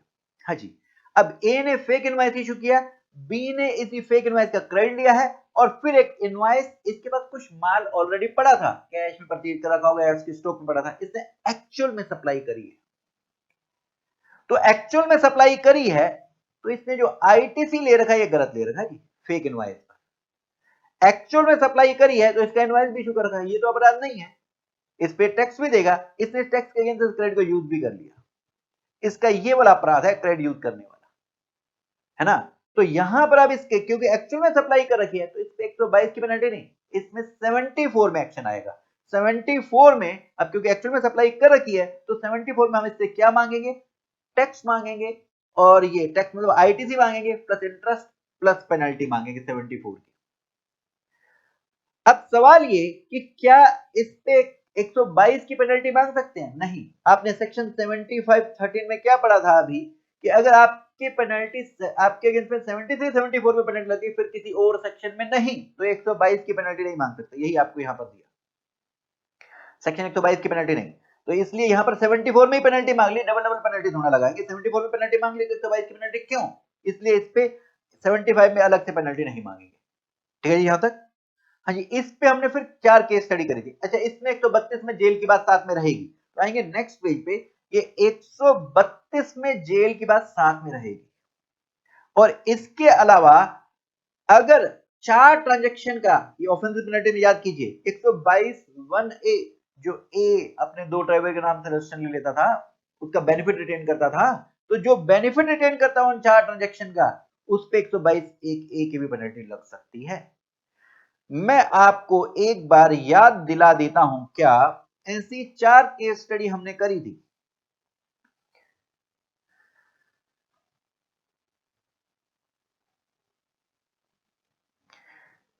शॉर्ट में आपको मैं याद दिला देता हूं। ये केस स्टडी 1 थी आपके क्वेश्चन बैंक में पेज नंबर 18.17 पर। यहां देखिए जरा, ये एक एलन कंपनी है, इसमें एक्स और वाई पार्टनर है। इस एक्स और वाई की अपनी प्रोप्राइटरशिप फर्म भी है। ये क्या काम करते हैं जी? ये एलन कंपनी को बैंक से लोन चाहिए, लेकिन इसकी सेल कम है, प्रॉफिट कम है, तो ये फेक सेल बढ़ाकर दिखाना चाहती है और ये फेक अपना प्रॉफिट बढ़ाना चाहती है। ये ऐसा बंदा ढूंढ रही है बैंक से लोन लेने के लिए। तो एलन कंपनी के पास एक WPL कंपनी आती है और कहती है मेरे को सिर्फ इनवॉइस चाहिए, मेरे को कोई माल नहीं परचेज करना। कंस्ट्रक्शन मटेरियल बेचा करती है एलन कंपनी। तो यहां पर ये एलन कंपनी अपने कंसल्टेंट मिस्टर ए के पास गई, बोला कि ये बता हमें क्या करना चाहिए, ये कैसे ट्रांजेक्शन को, मेरे को अपनी सेल बढ़ानी है और मेरे को बैंक से लोन लेना, प्रॉफिट भी बढ़ाना है। तो इस ए ने से कंसल्टेंट ने सजेस्ट किया, एक काम करो, फेक इनवॉइस इशू कर दो, सप्लाई नहीं सिर्फ बिल इशू करो। बोले एक काम करो, डायरेक्ट इसको मत इशू करो, पहले मिस्टर एक्स, मतलब जो ये एक्स था इसकी प्रोप्राइटरशिप फर्म थी ना, इसको इनवॉइस इशू करो, फिर ये आगे इसको फेक इनवॉइस इशू करेगा WPL को, तो तुम्हारी सेल बढ़ जाएगी। तो एलन कंपनी डायरेक्ट इसको नहीं इशू कर रही, पहले एक्स को, और यहां पर बिल इशू करिए, सप्लाई नहीं है। और ये दिखा क्या रहे हैं, हम बिल इसको बना रहे हैं, शिफ्ट वहां कर रहे हैं, इसके लिए ई वे बिल जनरेट कर दिया, असल में सेल नहीं हुई, सप्लाई नहीं है। फिर इसके बाद इसने एक्स ने भी आगे क्या किया, WPL को बिल इशू कर दिया, बिल इशू कर दिया। एक्चुअल में सप्लाई नहीं है, एक्चुअल में सप्लाई नहीं है, एक्चुअल में सप्लाई नहीं है। ठीक है जी। अब WPL क्या करती है, ये एक्चुअल में इसके पास कुछ माल था, कैश में परचेज कर रखा होगा, स्टॉक पड़ा था, उसको ये आगे एक्चुअल में सप्लाई करती है। और ये जो आईटीसी था, इस एक्स के बिल के बेस पे आईटीसी ले लेती है। हाँ जी, अब हम, और ये ए इनको सहायता कर रहा है। अब जब हम बात करें ये एलन कंपनी की, इसने सिर्फ बिल इशू किया है, सप्लाई नहीं है, तो 73 74 नहीं, ये एक्शन नहीं हो सकता। 122 में पेनल्टी लग सकती है क्योंकि फेक इनवॉइस इशू किया, तो 122 की पेनल्टी प्लस 132 जेल में, 132 तो सबके साथ लगेगा। और यहां पर 280 लाख का अमाउंट है, तो इसके बाद 2 करोड़ के ऊपर है, तो 3 साल तक की जेल।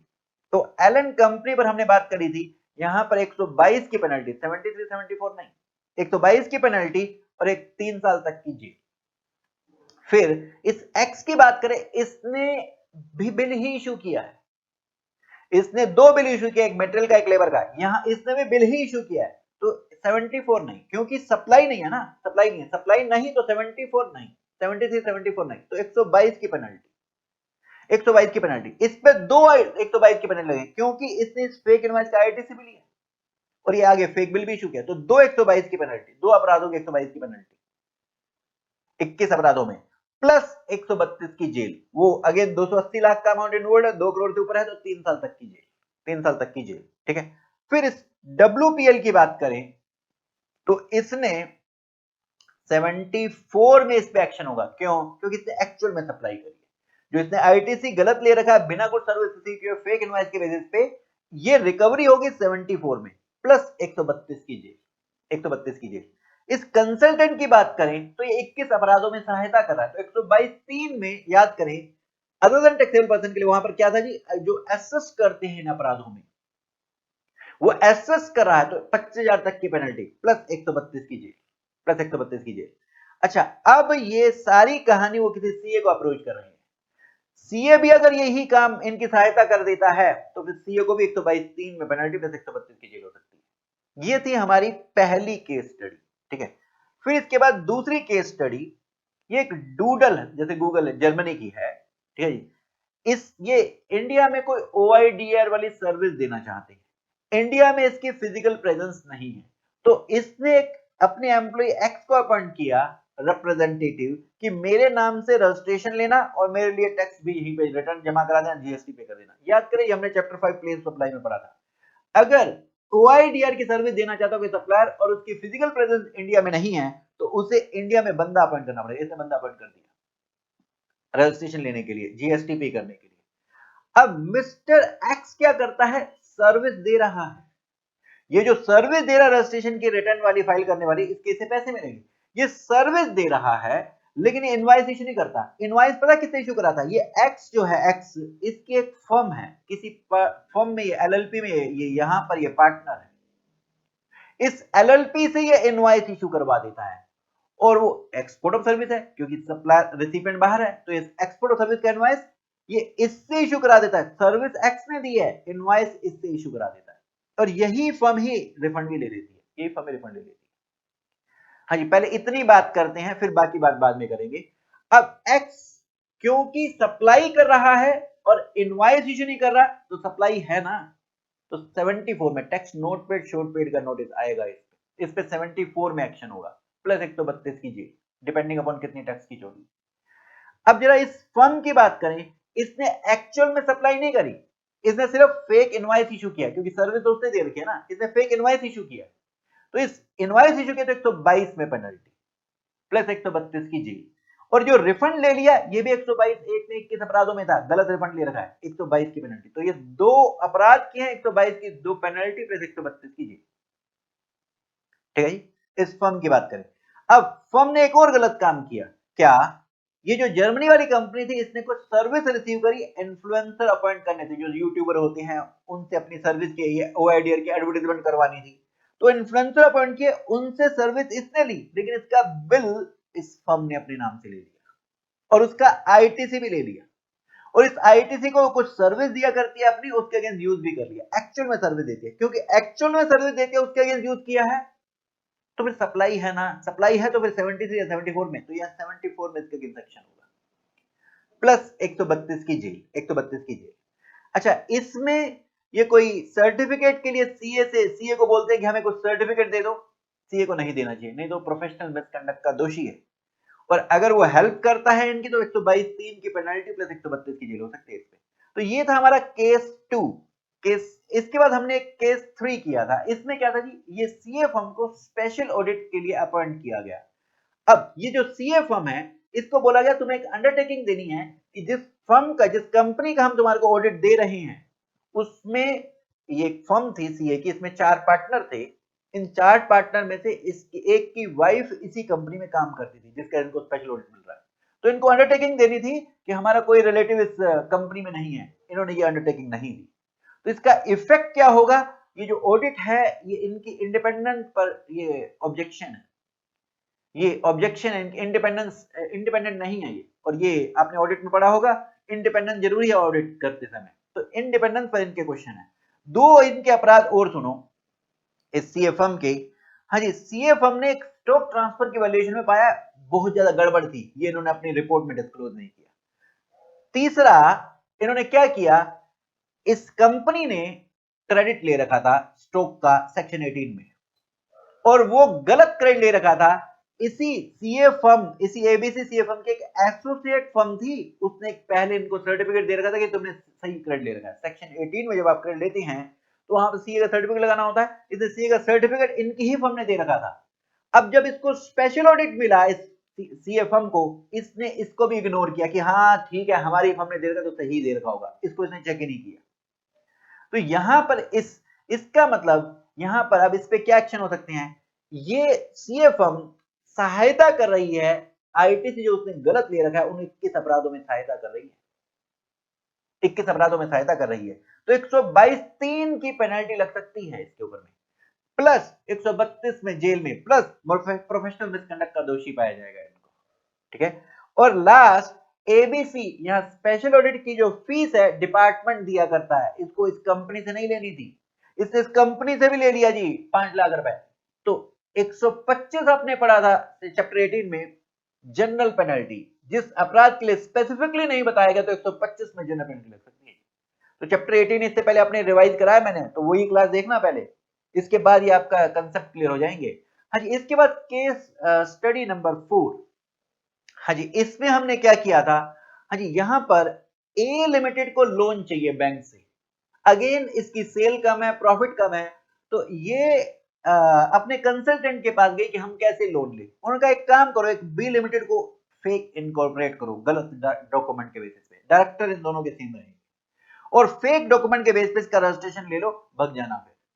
अब ध्यान दीजिए सेक्शन 122(1) में 21 अपराधों में एक रजिस्ट्रेशन वाला जो अपराध था कि अगर आप रजिस्ट्रेशन कराते समय गलत डिटेल देते हैं तो गलत डॉक्यूमेंट दे रहे हो जी, 122 पे आपकी पेनल्टी लग सकती है।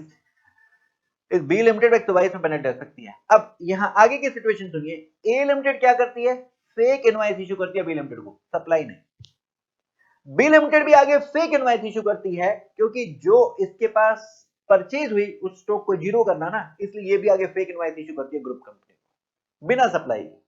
अब जब सप्लाई नहीं है तो ध्यान रहे 73 74 का एक्शन ही, सिर्फ 122 की बात आएगी। इसके अलावा ये बी लिमिटेड एक और काम करती है, एक तो आईटी से ले लिया फेक वाला, और ये एक इसको फेक इनवॉइस इशू करती है ए लिमिटेड को, सर्विस का, कोई सप्लाई नहीं करी।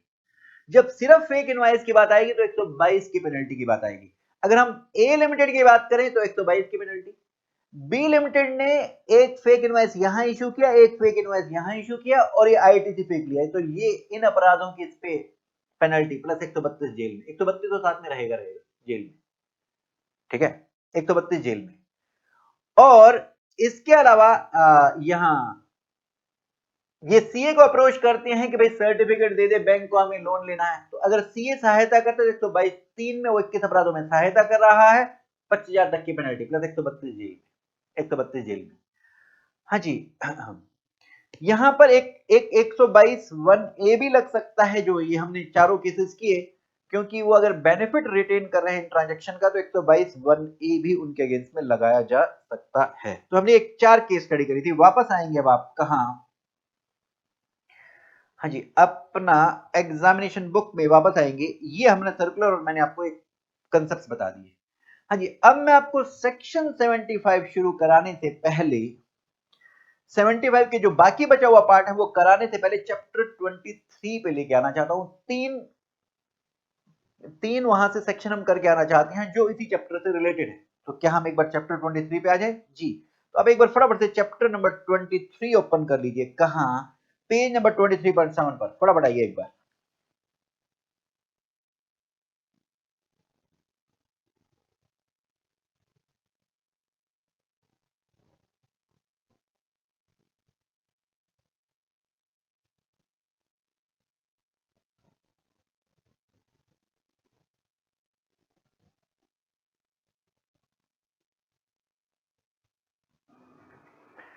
हाँ जी, आ गए? तो सुनिए, ये हम 3 सेक्शन करने जा रहे हैं। कौन सा? पहला सेक्शन 169, 6 तरीके से नोटिस ऑर्डर भेजा जा सकता है। भाई नोटिस पहुंचाना ना आपके पास में, डिसीजन, कोई ऑर्डर, ये या समन भेजना या कोई अदर कम्युनिकेशन, नोटिस भेजना हो, कोई ऑर्डर डिसीजन आपके पास भेजना हो, समन भेजना हो, या कोई भी कम्युनिकेशन आपके पास भेजना हो, ये 6 तरीके हैं। इन तरीकों से आपके पास भेजा जा सकता है। पहला, टेंडरिंग या मैसेंजर से भेजा। टेंडरिंग होता है हैंड डिलीवरी। ये टैक्सेबल पर्सन को दिया जा सकता है या उसके अथोराइज रिप्रेजेंटेटिव को दिया जा सकता है, या एडवोकेट या टैक्स प्रैक्टिशनर जो उसके लिए अथोराइज है उसको भी दिया जा सकता है, या आपके एम्प्लॉय को दिया जा सकता है, या मैसेंजर आपके घर देने आया था तो आपके फैमिली के एडल्ट मेंबर को, माइनर मेंबर को नहीं, एडल्ट मेंबर को दे सकता है। तो ये पहला तरीका है नोटिस भेजने का। ये जीएसटी आने से पहले ऐसे ही भेजा करते थे, अभी भी ये तरीका रखा हुआ है। दूसरा, रजिस्टर्ड पोस्ट से, नॉर्मल पोस्ट से नहीं, नॉर्मल पोस्ट से भेजा तो इनवैलिड होगा नोटिस या ऑर्डर। रजिस्टर्ड पोस्ट से भेजना, स्पीड पोस्ट से भेजना, एक कुरियर से जिसके साथ एक्नॉलेजमेंट मिलती है। अच्छा जी, कहां भेजेंगे? जो आपका last known place of business है, आपने रजिस्ट्रेशन के टाइम पे बता रखा ना, या अपडेट करते रहते हो, तो उस प्लेस पे जो हमें पता है या रेजिडेंस पर प्रैक्टिकली ये दो तरीके से भेजे जाते हैं नोटिस ऑर्डर। ईमेल जो आपने रजिस्ट्रेशन के टाइम पे ईमेल आईडी दी थी, ये अपडेट करते रहते हो, उसी पे नोटिस आ जाता है, ऑर्डर भी आ जाता है। या जीएसटी के पोर्टल पर आपको वो टैब है ना उसका नोटिस ऑर्डर वाला, वहां पर अवेलेबल करा दिया जाता है। इसके अलावा हाँ जी, हम जहां पे वो एसएससी रहता है या उसका बिजनेस प्लेस है, वहां के न्यूज़पेपर में, वहां जो जनरली न्यूज़पेपर ज्यादा चलता है उसमें पब्लिश करके भी नोटिस दिया जा सकता है। इसके अलावा अगर ये ऊपर वाले 5 तरीके पॉसिबल नहीं है, तो छठा तरीका क्या है जी, हम आपके ऑफिस की दीवार पर या घर की दीवार पर चिपका के चले जाएंगे। लेकिन अगर ऑफिस या घर मिला ही नहीं, एड्रेस है ही नहीं, वो फेक एड्रेस दे रखे हैं, तो फिर क्या अपने मुंह पे चिपका ले? नहीं, फिर अपने नोटिस बोर्ड पर चिपका लेगा वो ऑफिसर, तब ये नोटिस सर्व माना जाएगा। हाँ जी, किस डेट को सर्व माना जाएगा? पहले other than registered post speed post ऊपर बता रखा है, रजिस्टर्ड पोस्ट स्पीड पोस्ट के लिए यहां बता रखा है। रजिस्टर्ड पोस्ट स्पीड पोस्ट के लिए बोलता है जितना समय नोटिस या ऑर्डर को पहुंचने में लगता है, उतने समय के नॉर्मल टाइम को एक्सपायर होते हम मान लेंगे कि आपको सर्व हो गया, अनटिल अनलेस अदरवाइज प्रूव करो कि मेरे को रिसीव नहीं हुआ, नहीं तो उतने टाइम हम मान लेंगे सर्व हो गया। दूसरा, इसके अलावा अगर आपको टेंडर किया था, हैंड डिलीवरी करी थी, आप डिपार्टमेंट में गए हुए थे, वहीं पे ही टैक्सेबल पर्सन को दे दिया नोटिस, जिस दिन हैंड डिलीवरी करी उस दिन मान लिया जाएगा जी नोटिस दे दिया। दूसरा, पब्लिश, अगर न्यूज़पेपर में पब्लिश किया तो जिस दिन पब्लिश किया, या कॉपी दीवार पर लगा के गए तो जिस दिन एफएक्स करी, वो उस दिन एफएक्स की, उस दिन नोटिस या ऑर्डर सर मान लिया जाएगा। आइए इसके बाद नेक्स्ट, ये क्वेश्चन नहीं पूछता, लेकिन अगर पूछे तो ये यूं पूछ सकता है, हमने क्वेश्चन बैंक से किया था, तरीके बताइए नोटिस ऑर्डर समन सर्व करने के या कम्युनिकेशन, ये टैक्सेबल पर्सन को कैसे सर्व किया सकते हैं या अदर पर्सन, समन की भी बात थी ना भाई, एम्प्लॉय को, डायरेक्टर को, उनको या पेनल्टी का नोटिस या समन भी भेजा जा सकता है ना, तो अदर पर्सन को भी, यही 6 तरीके ही हैं जो आप पढ़ के आए, इन तरीकों से भेजा जा सकता है नोटिस ऑर्डर समन या कोई कम्युनिकेशन। हाँ जी, इसके बाद अब आएंगे जरा पेज नंबर 23.8 पर। हाँ जी, ध्यान दीजिए, कुछ प्रोसीडिंग को माइनर डिफेक्ट होने की वजह से, मिस्टेक होने की वजह से इनवैलिड नहीं मानेंगे। क्या, कौन सी प्रोसीडिंग? पहला, असेसमेंट रीअसेसमेंट। अब असेसमेंट रीअसेसमेंट में क्या निकली होगी डिमांड, तो आपको नोटिस भेजा जाएगा, फिर उसके बाद ऑर्डर पास होगा, तो नोटिस ऑर्डर। इस ऑर्डर के अगेंस्ट आप कहां जाएंगे? अपील में या रिवीजन में, अपील रिवीजन वाला आ गया जी। या ऑर्डर में गलती है तो इसको आप रेक्टिफाई कराएंगे, या समन रिव्यू अदर प्रोसीडिंग। ये सभी प्रोसीडिंग को हम कह रहे हैं हम इनवैलिड नहीं मानेंगे। कौन से ग्राउंड पर इनवैलिड नहीं मानेंगे? कब इनवैलिड नहीं मानेंगे? अगर उसमें कोई मिस्टेक है, कोई डिफेक्ट है, कोई ओमिशन है, वो माइनर है, वो प्रोसीजरल है, वो लॉ के अगेंस्ट में नहीं है। अगर इन सब्सटेंस वो proceeding according to intent purpose of act की पर्पस इंटेंट के अनुरूप है, कॉन्फॉर्मिटी या इन सब्सटेंस उसके अनुरूप है, अकॉर्डिंग है, तो हम उस प्रोसीडिंग को इनवैलिड नहीं मानेंगे। एग्जाम्पल के लिए, हमने अभी नोटिस की बात करी थी, कितने से ऊपर का कौन इश्यू करता था? एडिशनल जॉइंट कमिश्नर इश्यू करता था 1 करोड़ से ऊपर वाला। लेकिन अगर एसीबीसी ने इश्यू कर दिया तो ये सेक्शन में नहीं मना कर रखा, सर्कुलर ने बोल रखा है कि इस लिमिट से ऊपर वाला कौन इश्यू करेगा, तो ये सर्कुलर के अगेंस्ट हो सकता है, एक्ट के अकॉर्डिंग ही। एक्ट में तो 70 से 74 में प्रॉपर ऑफिसर की बात कर रही है, प्रॉपर ऑफिसर नोटिस इश्यू कर सकता है, तो एसीडीसी भी प्रॉपर ऑफिसर है, तो इस नोटिस को हम इनवैलिड नहीं मानेंगे। हम मानते हैं कोई ओमिशन है, लेकिन ये प्रोसीजरल है। वो जो सर्कुलर में लिमिट बताई गई थी वो उनकी अपनी कन्वीनियंस के लिए थी, तो यहां पर हम इस नोटिस को इनवैलिड नहीं मानेंगे। भले ही थोड़ी गलती है, लेकिन एक्ट की इंटेंट एक्ट के अगेंस्ट में नहीं है, सेक्शन में ऐसा नहीं लिखा हुआ था, सेक्शन के अगेंस्ट नहीं है, उसके पर्पस के अकॉर्डिंग है, इन कॉन्फॉर्मिटी है, ये प्रॉपर ऑफिसर है, तो ये नोटिस वैलिड माना जाएगा। नेक्स्ट, दूसरा, अगर आपके पास नोटिस आया था, आपने उसके ऊपर ऑलरेडी एक्ट अपॉन कर लिया है, उसमें कोई गलती थी, उसमें कोई खामी थी, कोई कमी पेशी थी, लेकिन आपने उसके ऊपर एक्ट अपॉन कर लिया है। जैसे for example, notice minor family member को सर्व करके, वहां आपका कोई बेटा खड़ा था 10 साल का, उसको देके चले गए, अब आपने उसका रिप्लाई दे दिया, वंस यू हैव रिप्लाइड, तो आपने एक्ट अपॉन कर दिया, अब हम इस नोटिस को वैलिड मान लेंगे। आपको रिप्लाई क्या देना चाहिए था कि नोटिस इनवैलिड है, आपने रिप्लाई उसमें पूछा हुआ था जीएसटी का रेट ये लगेगा, आईटीसी आपको नहीं लेना, आपने उन्हीं के रिप्लाई दे दिए, तो अब हम मानेंगे कि ये नोटिस वैलिड है जी।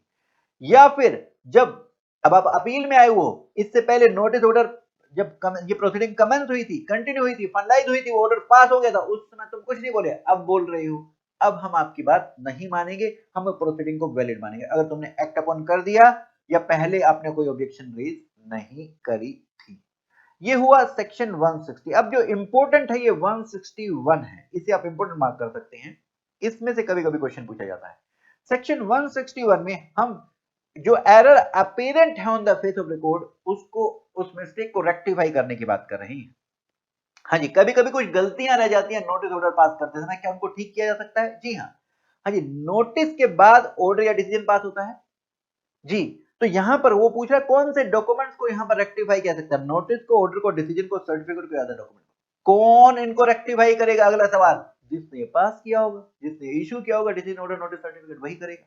कौन सी एरर को रेक्टिफाई कर सकता है? सिर्फ जो apparent on the face of record है। और ध्यान दीजिए, अगर डिबेट का मुद्दा है वो apparent on face of record नहीं होता। अगर ये डिसाइड करना है कि 12 लगेगा 18 लगेगा, ये तो दो ओपिनियन पॉसिबल है ना, तो डिबेट का मुद्दा है ना, ये apparent on face of record नहीं है।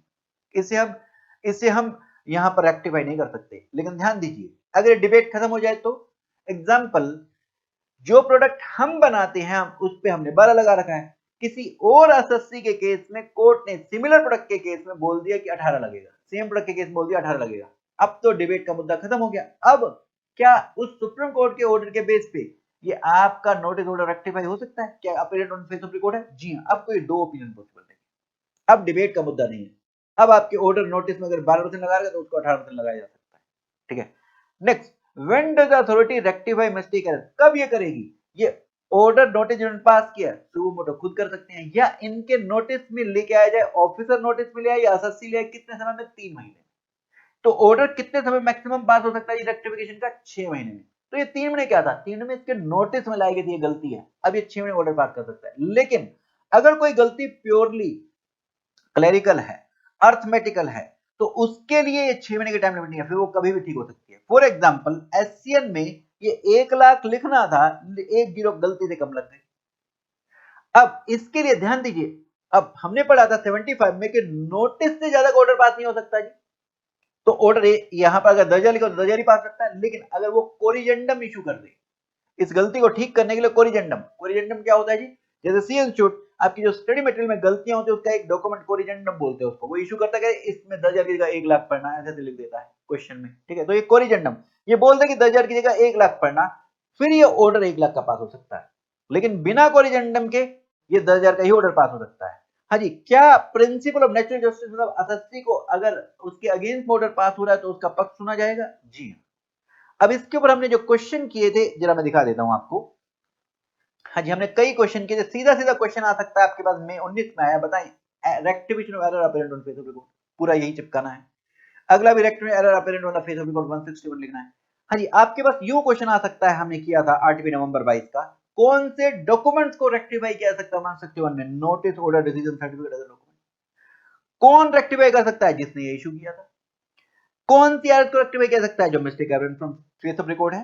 नेक्स्ट, टाइम लिमिट क्या है? 6 महीने। लेकिन ये अर्थमेटिकल एरर, उन पे ये वाली लिमिट एप्लीकेबल नहीं हुआ करती है। ठीक है जी, बस यही 3 सेक्शन करने थे। अब जरा आ जाइए कहां, आपकी एग्जामिनेशन बुक में नहीं, अपने क्वेश्चन बैंक में एक क्वेश्चन और दिखाते हैं आपको, कहां भला, इस पे क्वेश्चन और भी था।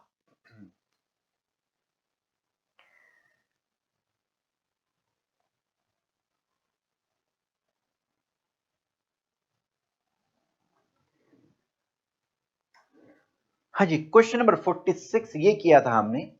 ये आपके पास नवंबर 18 में सवाल पूछा गया, शोकोस नोटिस 1,80,180 ये लिख दिया। बाबू ने गलती कर दी प्रिंट करते समय, असल में ये 10,80,180 लिखना था, 1 जीरो गलती से यहां पर कम लगाए। अब सवाल यह है कि अब ऑर्डर इन्होंने पास किया यही 10,80,180 का, अगर कोरिजेंडम इशू नहीं किया है, पहला सीधा अगर ऑर्डर पास कर दिया तो हम बोलेंगे नोटिस से ज्यादा का ऑर्डर नहीं पास हो सकता, इस ऑर्डर को आप चैलेंज कर सकते हैं। दूसरा, अगर उसने कोरिजेंडम इशू किया है किस 1,80,180 की जगह 10,80,180 पढ़ना, फिर ऑर्डर 10,80,180 का पास हो सकता है। फिर तो आपको डिमांड के ऊपर ही अपील में जाना पड़ेगा, फिर आप इस ऑर्डर को चैलेंज नहीं कर सकते, फिर आपको अपील में ही जाना पड़ेगा। ये हमने बात करी थी। और चूंकि ये अर्थमेटिकल एरर है, ये apparent on the face of record है, तो यहां पर इस गलती को रेक्टिफाई 6 महीने की जरूरत नहीं है। वैसे 6 महीने का टाइम होता है, यहां 6 महीने की जरूरत नहीं है। 6 महीने के बाद भी इसको रेक्टिफाई किया जा सकता है। ये हमने बात करी थी, ठीक है जी। वापस आते हैं अब हम कहां,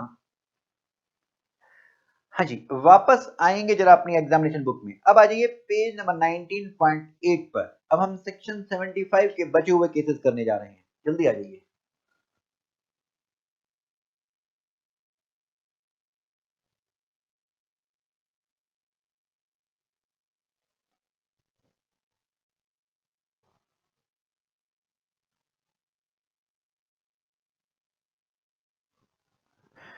हाँ जी, 75 मैं मानता हूं आ गए होंगे आप। जुलाई में एसएससी ने डिपॉजिट किया 12, डिपार्टमेंट को लगा 18 लगता है, उन्होंने नोटिस भेजा 6% के लिए और फिर ऑर्डर भी पास कर दिया। आप चले गए अपील में, अपील में चले गए। अभी आप अभी भी रेट क्या लगा रहे हो, 12। डिपार्टमेंट फिर अगस्त महीने का नोटिस भेजता है, फिर ऑर्डर पास करता है, सितंबर अक्टूबर हर महीने का नोटिस ऑर्डर पास करे जा रहा है। आप हर एक के अगेंस्ट में अपील में जाते चले जा रहे हैं। अपील अथॉरिटी बोलती है पागल हो क्या, मुद्दा तो एक ही है, 12 लगेगा 18 लगेगा, बार बार क्यों अपील लगाई जा रही है इसी मुद्दे के ऊपर में। हम क्या करें, हमारे को डिपार्टमेंट नोटिस भेजे जा रहा है। तो अपील अथॉरिटी बोला आप एक काम करो, कोर्ट या ट्रिब्यूनल के पास जाओ और इस नोटिस पर स्टे ले लो, कि नोटिस ही नहीं आएगा। उनको बोलो 12-18 जो डिसाइड होगा अपील में वही सभी पे एप्लीकेबल कर देना, अभी तुम नोटिस पे स्टे ले लो। अब हो सकता है स्टे मिल जाए, हो सकता है स्टे ना मिले, स्टे ना मिले। अगर स्टे मिल गया तो अब रिपीटेटिव अपील नहीं लगेगी, अवॉइड हो गई, है ना। अब स्टे मिल गया और हम जीत गए, तो जिस पीरियड का स्टे मिला था उसके नोटिस नहीं आए होंगे, ना ही आने की जरूरत, क्योंकि हम अपील जीत गए, बोले कि 12 ही लगेगा। दूसरा केस, अगर हम अपील हार गए, कोर्ट ने भी बोल दिया 18 लगेगा, और इसमें तो 12-15 साल लग जाते हैं कोर्ट तक ये डिसाइड होने में। तो अब अपील हार गए, तो जिस पीरियड के नोटिस नहीं आए थे, क्या वो नोटिस अब आ सकते हैं? भाई टाइम लिमिट थी 2 साल 9 महीने 73 में, 74 में, 4 साल 6 महीने में, वो तो निकल चुके होंगे। क्या करें, क्या नोटिस आ सकते हैं उस पीरियड के? जी। अब क्या होगा, अगर अपील हार गए, उन पीरियड के नोटिस के लिए 2 साल 9 महीने में ऐड कर दो ये जितने पीरियड का स्टे था, ये 75(1) बोलता है।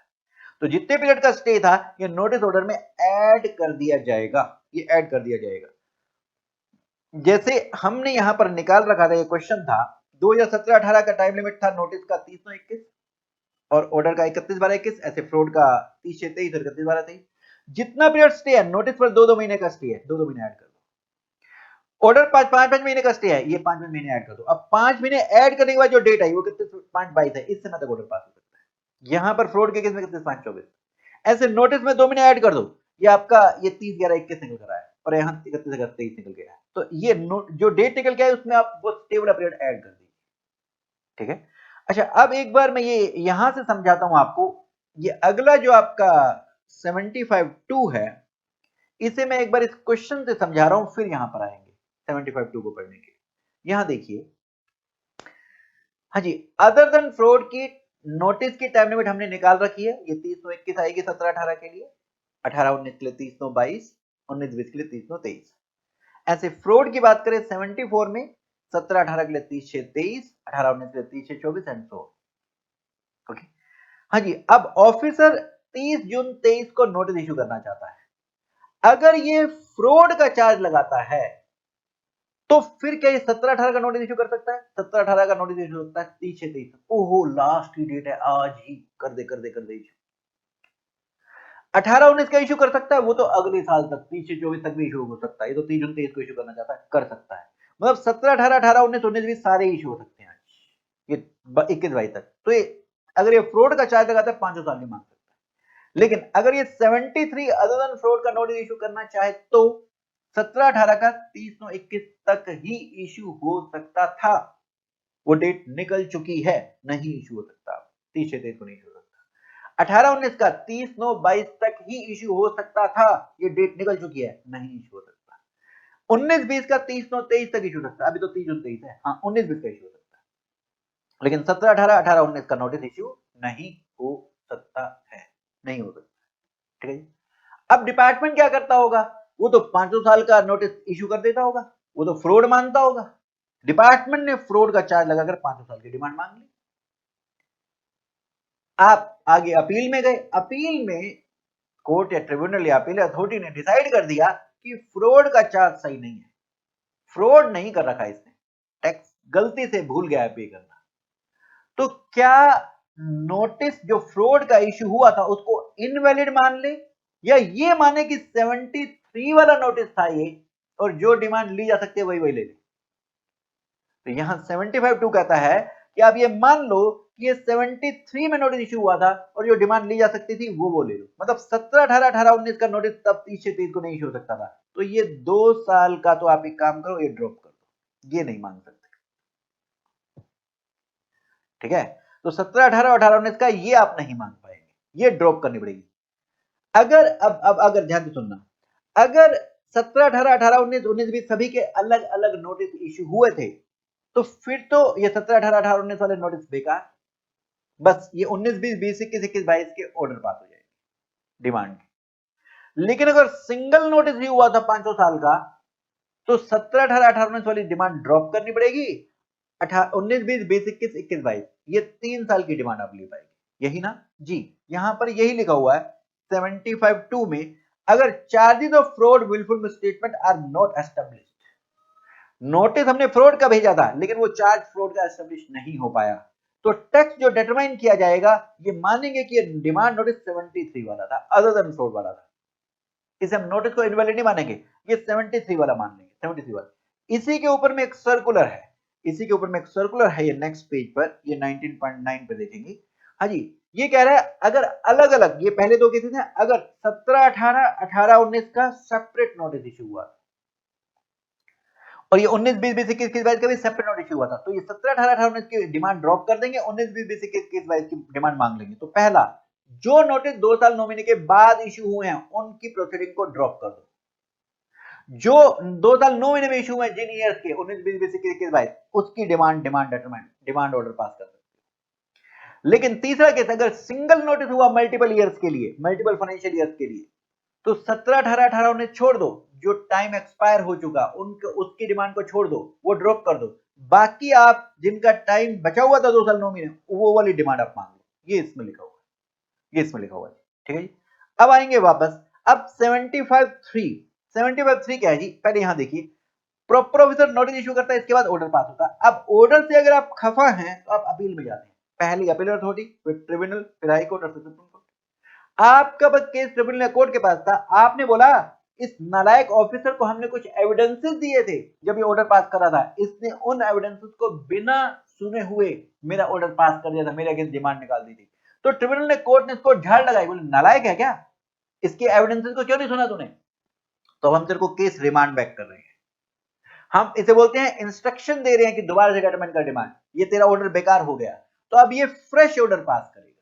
ये फ्रेश ऑर्डर कितने समय में पास करना है, ये 75(3) में, जब से इसे इंस्ट्रक्शन रिसीव हुई, ये डायरेक्शन रिसीव हुई, इसके 2 साल में से ऑर्डर पास करना है, ये 75(3) में लिखा हुआ। 75, 4, 5, 6, 7, 8, 9, 10 ये तो हम कर चुके। अब आ जाइए नेक्स्ट पेज पे 75, 11, इसको यहां नीचे चार्ट से समझिए। हाँ, ये मिस्टर बी है, ये जीएसटी पे कर रहा है 12, डिपार्टमेंट को लगता है कि रेट 18 लगेगा, तो उन्होंने नोटिस के बाद ऑर्डर भी पास कर दिया, आप चले गए अपील में, पहली अपील अथॉरिटी के पास में, यहां पर इन्होंने भी बोल दिया 12 ही लगेगा, हमारे तो मजे हो गए। अब क्या हम अपील में जा सकते हैं या डिपार्टमेंट भी अपील में जा सकता है, डिपार्टमेंट भी अपील में जा सकता है, डिपार्टमेंट चला गया आगे ट्रिब्यूनल के पास। अब जो प्रोडक्ट बी बनाता है ऐसा ही प्रोडक्ट एक्स वाई जेड भी बनाते हैं, वो भी रेट क्या लगा रहे हैं, 12 ही लगा रहे हैं, उनको भी नोटिस आए हुए हैं, उनको भी नोटिस आए हुए हैं, ऑलरेडी इश्यू हो रखे हैं, उनका ऑर्डर कब तक पास हो सकता है, अगर 73 वाली बात करें तो 17, 18 का 31, 12, 21 तक। अब यहां पर होता क्या है, जो एक्स वाई जेड का ऑफिसर है उसको इंस्ट्रक्शन मिल जाती है कि अभी ऑर्डर मत पास करो, क्योंकि जो तुमने नोटिस भेज रखे हैं ना 12% के, 12% 18% के नाम से, ऐसा ही केस एक कोर्ट में हमने अपील लगाई है या ट्रिब्यूनल में हमने अपील लगाई है, तो तुम अभी रुक जाओ, इनके बारे में ऑर्डर मत पास करो। तो अब सवाल यह है कि जितना समय तक ये ऑफिसर रुका, क्या वो जो ऑर्डर पास करने की समय सीमा है 3 साल, क्या उसमें वो ऐड कर दे। यहां पर 1 अप्रैल 19 को अपील अथॉरिटी ने ऑर्डर पास किया था, ट्रिब्यूनल ने 30 नवंबर 19 को, मतलब 6 महीने का टाइम हो गया, क्या 6 महीने इसमें ऐड कर दें जी, इसमें यही लिखा हुआ है कि जो हायर अथॉरिटी ने ऑर्डर पास किया और जो लोअर अथॉरिटी ने ऑर्डर पास किया था, ये वाला टाइम ये एक्सक्लूड कर दिया जाएगा नोटिस ऑर्डर के लिए, तो इसमें ऐड कर दिया जाएगा, फिर जो डेट आएगी उससे मतलब ऑर्डर पास हो सकता है। हाँ जी, इसके बाद 75/12, अगर आपको कोई सेल्फ असेस टैक्स है, इसकी रिकवरी के लिए आपके पास नोटिस नहीं आएगा, हम डायरेक्ट रिकवरी करेंगे। अरे ये क्या हुआ? हाँ जी, अभी याद करें, हमने बात करी थी कि सबसे पहले क्या होता है जी, ऑफिसर नोटिस भेजता है, नोटिस के बाद ऑर्डर पास होता है, ऑर्डर के 3 महीने में अगर आप न पे करें, 78 बोलता है, या पहली अपील आपकी 3 महीने में जाती है, अगर आप न अपील में जाए 3 महीने में न पे करें तो रिकवरी होती है ना, बिना नोटिस के थोड़ा रिकवरी होती है। अब हम कह रहे हैं नोटिस इश्यू होने से पहले ही हम रिकवरी स्टार्ट कर देंगे, आपके बैंक अटैच कर लेंगे। कब कब कब? अगर सेल्फ असेस टैक्स है, सेल्फ असेस टैक्स के लिए हम रिकवरी करेंगे नोटिस की जरूरत नहीं। नोटिस क्या होता है? शो का नोटिस, कारण बताओ क्यों ना तुमसे टैक्स इंटरेस्ट पेनल्टी लिया जाए। तुम तो खुद ही मान रहे हो सेल्फ असेस टैक्स, मतलब अपना रिटर्न में शो कर रहे हो कि ये मेरा टैक्स देना बनता है, तो नोटिस क्यों भेजे? फिर तो सीधा रिकवरी होगी जी। हाँ जी, इसको समझने के लिए ये देखिए, ये एक एक्सप्लेनेशन। आपने अपनी जीएसटीआर 1 में सेल दिखाई, लेकिन 3B में उस पर टैक्स नहीं पे किया, ये आपका सेल्फ असेस टैक्स है ना। जब खुद ही मान रहे हो जीएसटी 1 में सेल दिखा के 3B में कम पे टैक्स पे कर रहे हो, इसका मतलब तुम फ्रॉडी बंदे हो। ये वाले टैक्स के लिए हम सीधा रिकवरी करेंगे, कोई नोटिस नहीं इशू करेंगे। लेकिन क्या गलती हो सकती है हमसे जीएसटीआर 1 के बिल अमाउंट फिल करने में? तो इसका कनेक्शन हमने नीचे बताया था। ऐसा हो सकता है कि हमने जीएसटीआर 1 की जो सेल डाल रहे थे, रात को पी थी, उतरी नहीं थी, तो टाइप करते समय 1 लाख लिखना था, 1 करोड़ लिख गए बिल में अमाउंट। तो ये सीधा रिकवरी नहीं होनी चाहिए, एक बार हमसे पूछ तो ले। हमने 3B में तो टैक्स सही पे किया, लेकिन जीएसटी में सेल ज्यादा दिख रही होगी, या फिर अप्रैल महीने के कुछ बिल हम भूल गए जीएसटी में डालना, लेकिन 3B में सही टैक्स दिया। अब ये वाले बिल हम अगले महीने की जीएसटी में अमेंडमेंट टेबल में डाल सकते हैं, वहां उसमें हम बिल में अब मई महीने में हमने अमेंडमेंट टेबल में डाल दिया, लेकिन मई महीने की 3B में जो टैक्स होगा वो तो हम मई महीने का ही पे करेंगे, क्योंकि अप्रैल महीने का तो सही टैक्स हम 3B में पे कर चुके थे। तो यहां पर कोई ये हो सकता है जेन्युइन रीजन हो, तो सीधा रिकवरी नहीं होनी चाहिए, एक बार आपसे पूछा जाना चाहिए, आपके पास इंटीमेशन आनी चाहिए। हालांकि इसके लिए मैं आपको याद दिला दूं, अब अमेंडमेंट क्या हो गई, 3B फाइल होने से पहले आप जीएसटी 1 फाइल कर सकते हो। जीएसटी 1 फिल करने के बाद अगर आपके पास कुछ गलतियां लगी, पता लगी, अब 1A में वो वाले बिल डाल दो, तो 3B में आपके पास सही अमाउंट आएगा, फिर आप वही टैक्स पे कर दो। लेकिन अगर आपने 1A नहीं डाली, 1A में डालना भूल गए, तो आप अगली जीएसटी 1 की अमेंडमेंट टेबल में डाल सकते हैं। तो यहां हम कह रहे हैं कि जीएसटी 1 में सेल ज्यादा, 3B में कम है, सीधा रिकवरी नहीं होनी चाहिए, एक बार हमसे पूछा जाना चाहिए। ये बात इस रूल 88C और ये रूल 142B में बताई गई, जिसके लिए यहाँ पे आपको चार्ट बना कर दिया। हाँ जी, हमारी जीएसटीआर 1 में 10 लाख की लायबिलिटी दिख रही थी, 3B में 4 लाख है, तो हमने कम टैक्स दे रखा है, तो डिफरेंस है 6 लाख का, सीधा 6 लाख रिकवर कर ले नहीं। तो रूल 88C कहता है पहले हम आपको इंटीमेट करेंगे डीआरसी 01B के पार्ट ए में, ये फॉर्म नंबर आपको याद करने की जरूरत नहीं है। ये इंटीमेशन के बाद आप या तो डीआरसी 03 फॉर्म से पे कर दो, या फिर रिप्लाई दो इसी डीआरसी 01B के पार्ट बी में 7 डेज के अंदर अंदर। अगर आप न पे करो, नहीं रिप्लाई दो, तो फिर हम रिकवरी करेंगे और इसके लिए फिर एक और इंटीमेशन भेजेंगे डीआरसी 01D, हम कहेंगे 7 दिन में पे कर दो, नहीं तो हम रिकवरी स्टार्ट कर रहे हैं। तो ये पीछे वाले उन रूल्स में लिखा हुआ था, तो ये ऐसे पहले आपको इंटीमेट किया जाएगा, डायरेक्टली हम रिकवरी नहीं करेंगे। हो सकता है ना कुछ गलती होनी, तो आप एक्सप्लेन करो कि रात को पी थी, उतरी नहीं थी, वो इसलिए अमाउंट ज्यादा डल गया बिल में, एटसेट्रा। हाँ जी, अब इसके बाद आइए सेक्शन 76 की बात करते हैं हम। हाँ जी, सेक्शन 76। हाँ जी, अब ध्यान दीजिए, आपका एक्चुअल में जीएसटी का रेट 12 था, आपने 18 चार्ज कर रखा बिल में, तो ये 6% ज्यादा चार्ज कर रखा है। क्या ये टैक्स है? नहीं, टैक्स के नाम से ले रखा, टैक्स तो 12 ही है, टैक्स तो जीएसटी का रेट तो 12 ही है ना, तो टैक्स तो 12 ही है, आपने 6% ज्यादा ले रखा है, ये अमाउंट अबव द टैक्स है। ऐसे अगर टैक्स का रेट निल था, आपने 18 कलेक्ट कर रखा है, तो टैक्स तो निल ही है, ये 18 अमाउंट अबव द टैक्स है। क्या ये अमाउंट के लिए आपके पास नोटिस सेक्शन 73 74 में आ सकता है? ना ना ना ना ना ना, 76 में आ सकता है।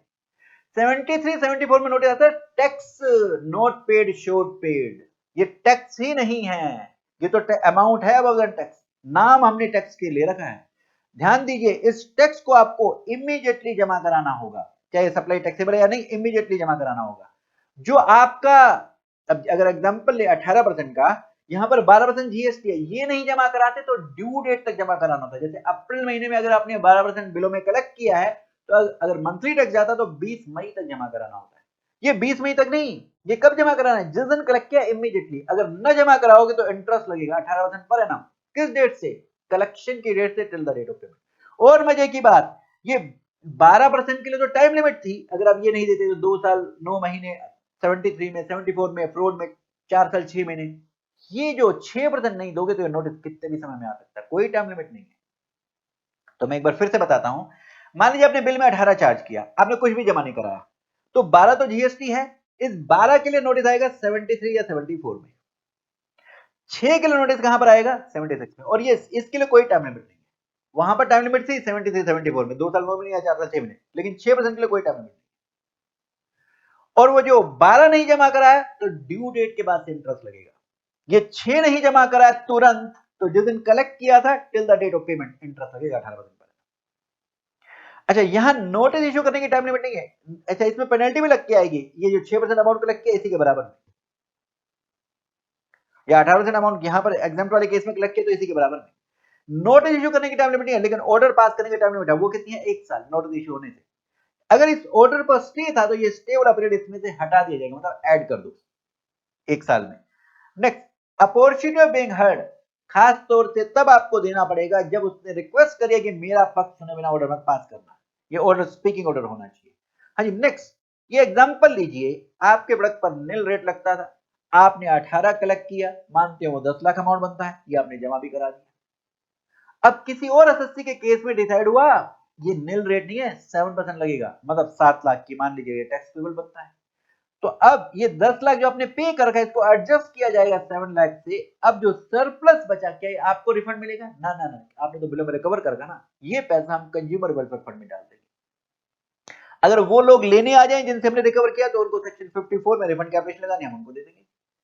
हाँ जी, अब इस पे जो हमने क्वेश्चन किए थे, आपके पास जो क्वेश्चन आ सकते हैं वो कैसे आ सकते हैं जी, ऐसे आ सकते हैं कि मोहन ने इसके प्रोडक्ट पर टैक्स एग्जाम था, कलेक्ट किया 50,000, जमा नहीं करा है, बताएं कि 76 का देना है, क्या इसका एक्शन होगा। या यही था, सुबर्ती ने इसको लगता था कि इसकी सप्लाई टैक्सेबल है, बाद में पता लगा ये तो एग्जाम्प्ट है, इसने जीएसटी कलेक्ट करके, अकाउंटेंट कहता है ये जमा करानी होती है, अनपढ़ है अकाउंटेंट, इमीडिएटली जमा कराना आता, नहीं तो इंटरेस्ट भी लगता है, और इसके लिए नोटिस की भी कोई टाइम लिमिट नहीं है। तो ये हमने क्वेश्चन किया था इसके ऊपर में, ठीक है। अब इसके बाद आएंगे जरा वापस, 76 हो गया, अब 77 की बात कर रहे हैं। हाँ जी, ये क्या है जी, आपको लगता था आपकी इंट्रास्टेट सप्लाई है, आपने सीजीएसटी जीएसटी जमा करा दिया, बाद में हेल्ड हुआ, ये तो इंटर थी, आईजीएसटी जमा कराना था, ये किससे हेल्ड किया, टैक्स पेयर ने खुद, या ऑफिसर ने कोई उसके अगेंस्ट में inspection, scrutiny, assessment, audit, investigation, search हो रही थी, या अपील में था, तब डिटरमाइन हुआ। तो मतलब आप खुद भी डिटरमाइन कर सकते हो। मान लो 2 साल 3 साल बाद जाके पता लगा कि ये तो इंटरसेट सप्लाई थी, तो अब आपको क्या देना होगा, आईजीएसटी देना होगा। क्या एडजस्ट नहीं हो सकता आपस में, एडजस्ट नहीं हो सकता जी, आईजीएसटी देना पड़ेगा। क्या इंटरेस्ट भी देना होगा, नहीं, इंटरेस्ट देने की जरूरत नहीं है, इंटरेस्ट देने की जरूरत नहीं है, भले ही आप लेट पे कर रहे हो, इंटरेस्ट देने की जरूरत नहीं है। अच्छा, जो ये जीएसटी गलत दिया था, इसका क्या, सीजीएसटी जीएसटी, इसका रिफंड ले लो जी। कब से, ये हमने रूल 891 रिफंड के चैप्टर में पढ़ा था, जो ये सही जीएसटी पे किया, आईजीएसटी पे किया, इसके 2 साल के अंदर रिफंड कैपिटेशन लगा। दूसरा केस, हाँ जी, ये उल्टा भी तो हो सकता है, हमने आईजीएसटी पे कर दिया इंटरेस्ट सप्लाई मानते हुए, बाद में पता लगा ये तो इंट्रा थी, ये तो इंट्रा थी, तो हमें क्या करना होगा, सीजीएसटी आईजीएसटी जमा कराना होगा। तो जो गलत आईजीएसटी दे रखा है इसका रिफंड ले लो। हाँ जी, क्या सीजीएसटी आईजीएसटी पे इंटरेस्ट देना, नहीं, इंटरेस्ट नहीं देना, क्या लेट पे कर रहे हो, 2 ढाई 3 साल 4 साल बाद पे करो, उससे कोई फर्क नहीं पड़ता। जो गलत जीएसटी दिया था आईजीएसटी का, इसका रिफंड ले लो। कितने समय में, ये जो सही जीएसटी दिया इसके 2 साल में रिफंड कैपिटेशन लगा दो, रिफंड कैपिटेशन लगा दो। ये हमने फिर ये क्वेश्चन भी किया था, 2 साल में रिफंड कैपिटेशन कैसे लगती है। हाँ जी, इसके ऊपर में आपसे क्वेश्चन कैसे पूछा जा सकता है, यूं कि नर्मदा ये इसने सीजीएसटी आईजीएसटी पे कर दिया, इंट्रा मानते हो, बाद में पता लगा इंटर है, बताओ क्या रिकॉर्ड होगा। ठीक है जी, ये आप चिपका देंगे। हाँ जी, अब इसके बाद आप आएंगे आगे। हाँ जी, अब हम पहले सेक्शन 78 की बात करते हैं। इस तरफ चार्ट देखिए, प्रॉपर ऑफिसर पहले नोटिस भेजता है, फिर इसके बाद ऑर्डर पास होता है, ऑर्डर के 3 महीने में, यही तो 78 है, 3 में आपको पे करना होता है। या पहली अपील 107 में ये भी 3 महीने में जाती है। अगर आप न पे करो न अपील में जाओ तो ये 79 में रिकवरी होती है, 79 में रिकवरी होती है। तो यहां पर 78 में रिकवरी कब होती है? 78 में आपको पे कितने समय में करना है? ऑर्डर पास होने के।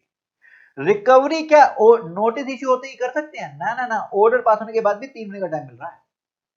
हाँ, ये 3 महीने पीरियड कम किया जा सकता है ऑफिसर के द्वारा जेन्युइन केसेस में, नहीं तो 3 महीने का तो समय आपको मिला ही है। ऑर्डर पास होने से पहले रिकवरी हो सकती।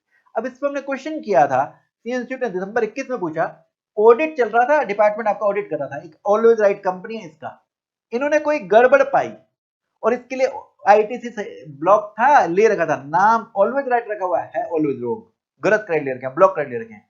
ऑडिट मेमो इशू किया, इसको बोला रिप्लाई दे, ये कहने लगा 75 में ब्लॉक नहीं है, तो ऑडिट टीम ने नोटिस भेज दिया। हाँ जी, ध्यान दीजिए, अभी आप पढ़ के आए थे, ऑडिट टीम या डीजीजीएसटीआई नोटिस इशू कर सकते थे, ऑर्डर ऑफिसर ही पास करेंगे, जो एसीडीसी एडिशन। तो अब इसका ऑर्डर उनको इन्होंने फॉरवर्ड कर दिया मैटर कि इसका ऑर्डर पास कर देना, और इन्होंने रिकवरी स्टार्ट कर दी 78 79 में। क्या रिकवरी स्टार्ट हो सकती है? जी नहीं, अभी तक ऑर्डर पास नहीं हुआ, ये एक्शन डिपार्टमेंट का सही नहीं है, अभी तक ऑर्डर पास नहीं हुआ है। ओके जी, अब आते हैं जरा सेक्शन 79 पर। हाँ जी, अगर ऑर्डर पास होने के 3 महीने में ना पे कर रहे ना अपील में जा रहे तो क्या होगी? रिकवरी। रिकवरी सेक्शन 79 में 6 तरीके से आपसे रिकवरी की जा सकती है। पहला, अगर आपको कोई ड्यूज देने बनते हैं, मतलब जैसे रिफंड बनता है, उसी में से हम काट लेंगे। आपकी डिमांड भी है, आपका रिफंड भी बनता है, कोई आपने एक्सपोर्ट कर रखी होगी, तो उस रिफंड में से हम खुद काट लेंगे, या फिर हमारे पास रिफंड नहीं बनता, किसी और ऑफिसर के पास, सेंट्रल गवर्नमेंट के, स्टेट गवर्नमेंट के, लोकल अथॉरिटी के या कंपनी ओन बाय गवर्नमेंट के ऑफिसर के पास रिफंड बनता है, उनको बोल देंगे इसके रिफंड में से काट लेंगे। जैसे इनकम टैक्स में आपका रिफंड बनता है, कस्टम में आपका रिफंड बनता है, वैट में आपका रिफंड बनता है, तो उनको ऑफिसर को बोल देंगे इसके रिफंड में से काट लेना भाई। ये पहला तरीका। दूसरा, अगर मान लीजिए आपका ट्रक डिपार्टमेंट के कंट्रोल में, उन्होंने सीज कर रखा है, रास्ते में रोक रखा है, उसमें जो गुड्स है उनको बेच कर, डिटेन करके बेच के हम आपसे रिकवरी कर लेंगे। ये दूसरा तरीका हो गया। तीसरा तरीका, हमने एग्जांपल लिया था विजय माल्या, ये नहीं पे कर रहा तो इसके पैसे बैंक में जमा है, इंश्योरेंस कंपनी के पास में है, या किसी डेटर से इसने पैसे लेने हैं, उनको उनको हम नोटिस भेज देंगे, बोले इस विजय माल्या को मत देना, हमें देना। तो ऐसी गार्निशिंग प्रोसीडिंग बोला जाता है। इसे डिटेल में हम बाद में करेंगे। आइए नेक्स्ट पेज पे आइए। चौथा तरीका, आपकी मूवेबल या इमूवेबल प्रॉपर्टी को हम अटैच कर लेंगे, डिस्क्लेम कर लेंगे, और 30 दिन तक रुकेंगे। अगर तुम पे कर देते तो ठीक, नहीं तो हम इस प्रॉपर्टी को बेच देंगे। अब इस प्रॉपर्टी को जो बेचा, इसको बेचने में खर्चा हुआ वो माइनस करेंगे, और जो अपने ड्यूज हमने लेने हैं वो वापस करेंगे, वो माइनस करेंगे, और इसके रख रखाव का जो खर्चा वो माइनस करेंगे, तो कोई सरप्लस बचा तो आपको वापस कर देंगे। ये 4 तरीके हो गए। पांचवा तरीका, सर्टिफिकेट प्रोसीडिंग। विजय माल्या, जैसे हमने एग्जांपल लिया, जहां रहता है या जहां उसका बिजनेस प्लेस है, वहां के डिस्ट्रिक्ट कलेक्टर को एक सर्टिफिकेट बनाकर देगा प्रॉपर ऑफिसर कि इससे ये वाले ड्यूज रिकवर करो एज अ लैंड रेवेन्यू। छठा तरीका, मजिस्ट्रेट के थ्रू रिकवरी। बोले ऑफिसर बोलेगा मेरे से रिकवरी हो नहीं पा रही, मैं आपको एक एप्लीकेशन लगाता हूं कि इससे रिकवरी करो, ऐसे मानो कि आपने फाइन इंपोज कर रखा है। तो ये 6 तरीके हो गए, इस तरीके से रिकवरी हो सकती है। हाँ जी, नेक्स्ट, आप जो बॉन्ड भरते थे प्रोविजनल असेसमेंट के टाइम, आपने बॉन्ड भरा था, या फिर आपने एक्सपोर्ट अंडर बॉन्ड एलओटी करते थे बॉन्ड भरा था, बॉन्ड में भी तो तरीका लिखा होता है ना, इस तरीके से रिकवरी होगी। तो बॉन्ड वाला अमाउंट क्या इन 6 तरीके से भी रिकवर हो सकता है? जी हाँ। हाँ जी, क्या एसजीएसटी ऑफिसर अगर आपके क्लाइंट को एलोकेट है, क्या वो सीजीएसटी के भी ड्यूज रिकवर कर सकता है? जी हाँ। अब मान लीजिए सीजीएसटी के ड्यूज 20,000 थे, एसजीएसटी के ड्यूज 10,000 थे, असल में रिकवरी हुई सिर्फ 24,000 की, तो क्या एसजीएसटी ऑफिसर अपने 10,000 रख लेगा, बाकी सीजीएसटी को नहीं देगा? नहीं, जो ड्यूज है इसके रेशियो में यह अपोर्शन किया जाएगा। ओके, अगर आपकी एक यूनिट दिल्ली में है, दूसरी यूनिट यूपी में है, दिल्ली वाली यूनिट से अगर रिकवरी नहीं हो पा रही है, तो क्या यूपी वाली यूनिट से रिकवरी हो सकती है? जी हाँ, हो सकती है। अब जो ऊपर आपने पढ़ा, जो छोड़ा था, वो डेटर वाला और डिटेल में पढ़ लीजिए। यहां पर ये जो डेटर को नोटिस जाएगा कि तुम ये पैसे हमें देना, अगर डेटर डिफॉल्ट करता है, ये पैसे विजय माल्या को दे, तो हम डेटर को डिफॉल्टर, इसे विजय माल्या मानकर फिर इससे रिकवरी करेंगे। और जब आप बैंक से पैसे निकलवाने जाते हैं, डिपार्टमेंट बैंक से पैसे लेने गया, तो पासबुक दिखानी होती है, या इंश्योरेंस कंपनी को पॉलिसी की कॉपी दिखानी होती है। क्या ये दिखाने की जरूरत है डिपार्टमेंट को? हमारे पास होगी ही नहीं, हम कैसे दिखाएंगे? तो ये दिखाने की जरूरत नहीं है। अच्छा, डेटर जैसे मिस्टर ए है, इसने विजय माल्या को 1,00,000 रुपए देने हैं, ठीक है, ये ए इसमें से 60,000 गवर्नमेंट को दे देता है, क्या 60,000 से ए डिस्चार्ज हो जाएगा? कल को विजय माल्या केस तो नहीं डाल सकता कि है ना, ये कोर्ट में केस डाल दे कि मैंने तो इससे 1,00,000 लेने थे, मेरे को 1,00,000 ही लूंगा। नहीं, 60,000 से इसकी लायबिलिटी डिस्चार्ज हो जाएगी, या विजय माल्या इसको यहाँ पर क्यों नहीं कर पाएगा। हाँ जी, डेटर पर्सनली लायबल होगा अगर ये विजय माल्या को पे कर देता है, लेकिन इन केसेस में पर्सनली लायबल नहीं होगा अगर वो बोलता है जब तुम्हारा नोटिस आया डिपार्टमेंट उससे पहले मैं विजय माल्या को पे कर चुका था, मेरे को इसको कुछ देना ही नहीं बनता था, या मेरे से मनी डिमांड ही नहीं की गई, तब पर्सनली लायबल नहीं होगा। अब आपके पास क्वेश्चन इस पे कैसे आ सकता है, सीधा थ्योरी का डायरेक्ट, मोड्स ऑफ रिकवरी बताइए, वो 6 तरीके चिपका देने हैं, एक बॉन्ड वाला भी पॉइंट आप साथ में चिपका सकते हैं, ठीक है, ये हमने किया था। एक और क्वेश्चन हमने अपना बनाया हुआ था, 5 करोड़ की डिमांड है, क्या रिफंड एसजीएसटी बनता उस ऑफिसर को बोल सकते हैं, या कस्टम में रिफंड बनता उसको बोल सकते हैं काट लो, जी हाँ। या गुड्स हमने हमारे कंट्रोल में है, क्या उनको बेच सकते हैं, रिकवरी कर सकते हैं, जी हाँ। आप इस डिफॉल्टर के पैसे बैंक में है, पोस्ट ऑफिस में, इंश्योरेंस कंपनी के पास है, अदर डेटर के पास है, क्या उनको बोल सकते हैं नोटिस इशू करके इसको मत देना हमें देना, जी हाँ। नेक्स्ट, आपकी मूवेबल इनमूवेबल प्रॉपर्टी को अटैच करके दे सकते हैं, जी। या डिस्ट्रिक्ट कलेक्टर को सर्टिफिकेट बनाकर दे सकते हैं कि इससे रिकवर किया जाए एज लैंड रेवेन्यू, जी। और मैजिस्ट्रेट को भी एप्लीकेशन लगाकर बोल सकते हैं कि इससे रिकवर किया जाए।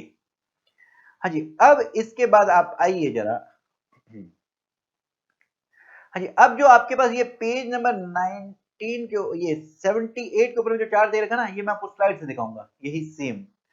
तो अभी पहले आप एक बार सेक्शन 80 पे आइए, हाँ सेक्शन 80। अभी हमने बात करी थी डिमांड ऑर्डर पास होने के 3 महीने में आपको पे करना होता है 78 में। आप कह रहे हो मैं पैसे देने के लिए तैयार हूं, लेकिन मेरे पास 3 महीने नहीं, मेरे को ज्यादा टाइम चाहिए, या मेरी किस्तें बना दो। क्या कमिश्नर आपकी एप्लीकेशन रिसीव होने के बाद आपका टाइम एक्सटेंड कर सकता है 3 महीने से ज्यादा, या इंस्टॉलमेंट बनाकर दे सकता है 24 मंथली, जी हाँ। लेकिन इंटरेस्ट लेगा साथ में, इंटरेस्ट लेगा साथ में। अब आपकी इंस्टॉलमेंट बना दी, अगर आपने एक भी इंस्टॉलमेंट पे डिफॉल्ट किया तो सारा आउटस्टैंडिंग बैलेंस पेबल हो जाएगा, मतलब आपकी रिकवरी स्टार्ट कर देंगे। ये फैसिलिटी इंस्टॉलमेंट वाली आपको नहीं मिलेगी 3 केसेस में। पहले तीसरा केस देखो, अगर 25,000 से कम का अमाउंट है फिर क्यों इंस्टॉलमेंट बनवाने आए हो, पे करो ना। दूसरा, अगर पिछले साल में हमने आपको इंस्टॉलमेंट की फैसिलिटी नहीं दी थी तो इस साल भी नहीं देंगे, इसका मतलब तुम्हारी फाइनेंशियल पोजीशन स्ट्रांग है। विच तुम इंस्टॉलमेंट तभी बनवाने हो जब फाइनेंशियल पोजीशन स्ट्रांग ना हो, फाइनेंशियल पोजीशन स्ट्रांग है तुम्हारी। फिर नेक्स्ट, अगर आप ऑलरेडी 79 में आपसे रिकवरी स्टार्ट हो गई है, अब आप इंस्टॉलमेंट बनवाने आए हो, नहीं भाई 3 महीने से पहले पहले एप्लीकेशन लगाओ ना, ठीक है। नेक्स्ट, इसके बाद सेक्शन 81 में बाद में कराऊंगा, पहले मैं आपको कराना चाहूंगा सेक्शन 83। हाँ जी, ये क्या है हाँ जी, ये क्या है जरा सुनिएगा। इसे मैं पहले एक बार स्लाइड से दिखाऊं मैं क्या कहना चाहता हूं जी। यहां देखिए, प्रॉपर ऑफिसर नोटिस इशू करता है, उसके बाद ऑर्डर पास होता है ना। क्या हम आपकी प्रॉपर्टी को नोटिस इशू होने से पहले, ऑर्डर पास होने के पहले, मतलब नोटिस इशू होने से पहले या नोटिस इशू होने के बाद, क्या हम आपकी प्रॉपर्टी को प्रोविजनल अटैच कर सकते हैं आपके बैंक अकाउंट को, आपकी प्रॉपर्टी को, ताकि आप बेच के भाग ना जाओ, जी। सेक्शन 79 में तो फाइनल अटैचमेंट करके रिकवरी करे थे ना, अब हम प्रोविजनल अटैचमेंट की बात कर रहे हैं। नोटिस इश्यू होने से पहले या नोटिस इश्यू होने के बाद, ऑर्डर पास नहीं हुआ, हम आपकी प्रॉपर्टी को प्रोविजनल अटैच कर सकते हैं।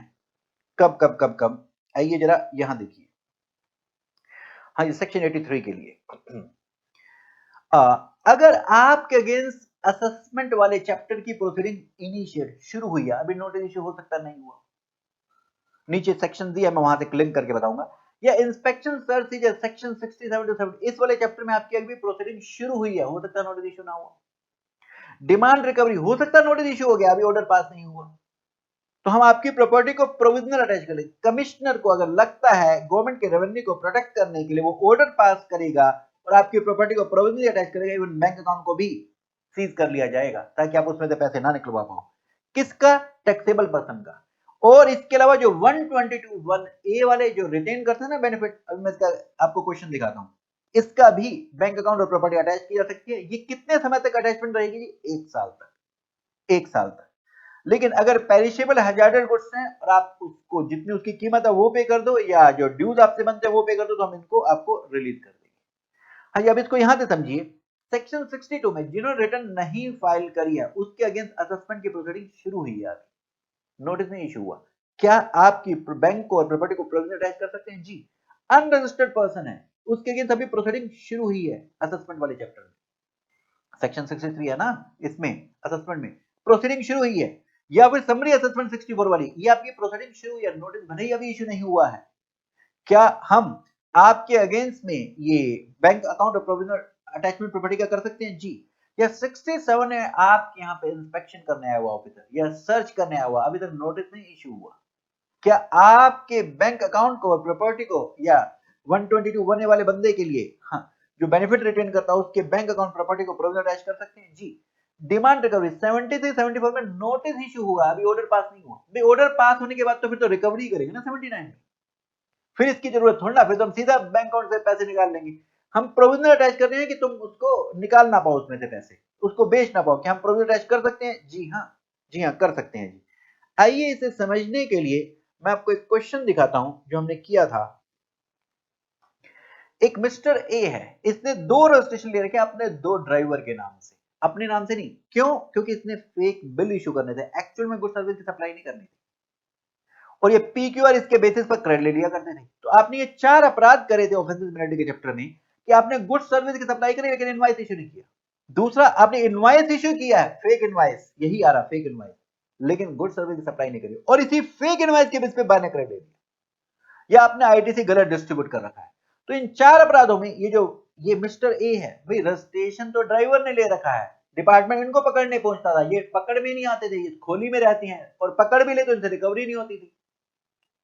तो मिस्टर ए किंग पिन है, ये बेनिफिट रिटेन कर रहा है, इसके बैंक अकाउंट में पैसा आता होगा, इसको हम जितना भी टैक्स की चोरी हुई है इसके बराबर इस पे 122 बने में पेनल्टी लगा देते। अब यहां पर सवाल, इसके अलावा 132 में इसको जेल में डाल देते, 132 में इसको जेल में डाला करते थे। अब एक सवाल ये है कि क्या हम इस मिस्टर ए के बैंक अकाउंट को सेक्शन 83 में या इसकी प्रॉपर्टी को प्रोविजन अटैच कर सकते हैं? जी हाँ, ये बात हो रही है, ठीक है।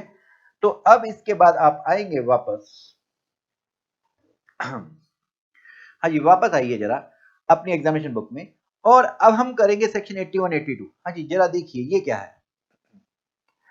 आपको नोटिस आ गया या ऑर्डर आ गया, अब आप अपनी प्रॉपर्टी बेच के ठिकाने लगा रहे हो, अपनी वाइफ के नाम, रिलेटिव के नाम बेचे जा रहे हो।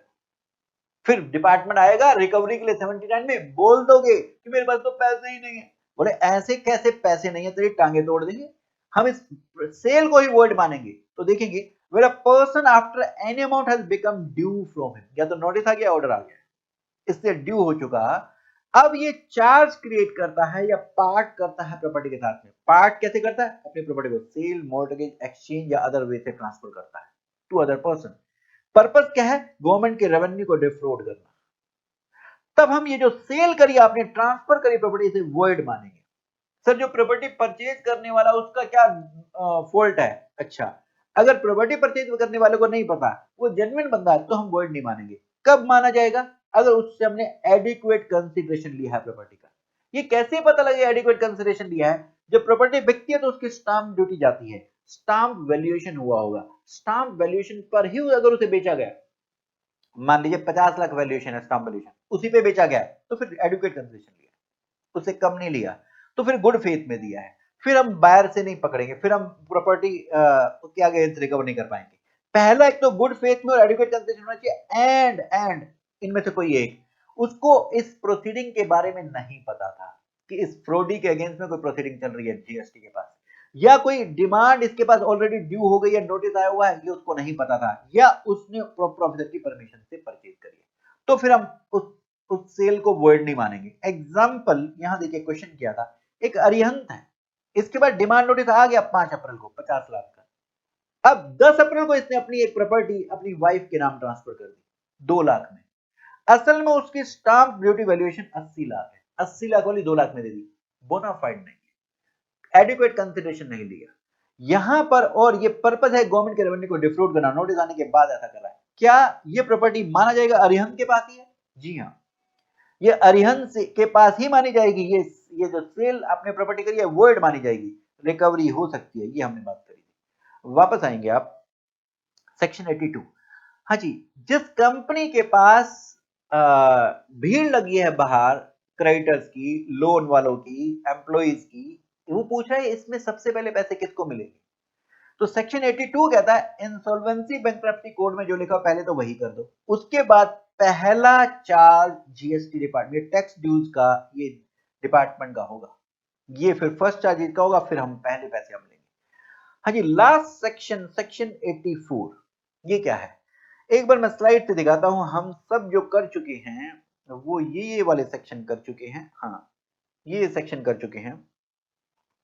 प्रोविजन अटैचमेंट का हो गया, डिमांड ऑर्डर के 3 महीने में पे या पहली अपील, 3 महीने में, अगर आप नहीं करते तो 79 में रिकवरी। इस डिमांड ऑर्डर की जो ड्यू हो गई, आप इंस्टॉलमेंट बनवाने के लिए जाते हो, ये भी हमने बात कर ली, या टाइम एक्सटेंड कराने जाते हो कि 3 महीने में पे नहीं कर पा रहा, और ये भी अभी हमने बात कर ली अगर आप प्रॉपर्टी को सेल करने की कोशिश करते हैं। हाँ जी, अब आगे सुनिए। इस अपील के लिए आप अपील वाले चैप्टर में पढ़ेंगे, जब आप अपील में जाते हैं तो आपको जो डिमांड आई है उसका कुछ डिपॉजिट करना पड़ता है, प्री डिपॉजिट। कितना जमा कराना पड़ता है? 10%। फिर बाकी जो 90% है उस पर रिकवरी स्टे हो जाती है। जब तक ये अपील डिस्पोज नहीं हो जाती, आप कोर्ट तक अपील जब तक खत्म नहीं हो जाती, तब तक आप 90% आपको देने की जरूरत नहीं है। ऐसा हो सकता है क्या, अपील में आप अपनी डिमांड कम कराने गए थे लेकिन वो ज्यादा हो गई? ये भी हो सकता है, ज्यादा हो गई या कम हो गई, ये भी हो सकता है। तो अब इस पे है, आइए जरा सेक्शन 84। हाँ जी, आपकी डिमांड थी 10 लाख की, आप इसके अगेंस्ट अपील रिवीजन में अदर प्रोसीडिंग में गए। अदर प्रोसीडिंग क्या होती है अभी बात करेंगे। यहां 10 से बढ़ के 12 हो गई, तो क्या 2 लाख की वो फ्रेश नोटिस इशू करेगा कमिश्नर? जी हाँ। और जो 10 लाख का आपका ऑलरेडी वो तो कंफर्म थी ना, उसकी रिकवरी स्टार्ट हो जाएगी। दूसरा, अगर ये 10 की थी तो ये 9 की हो गई, तो कम हो गई, तो क्या फ्रेश नोटिस आएगा? नहीं, फ्रेश नोटिस नहीं आएगा। लेकिन जो रिडक्शन हुई है, कमिश्नर ये इंटीमेट करेगा जो रिकवरी कर रहा ऑफिसर और आपको, दोनों को। फिर अब ये जो अर्लियर प्रोसीडिंग थी वो रिकवरी स्टार्ट हो जाएगी। अच्छा, एक ये जो अदर प्रोसीडिंग वर्ड है, इसके लिए एक सर्कुलर आया, ये आपको मैंने ध्यान हो चैप्टर 8 में ऐसा कुछ बताया था क्या?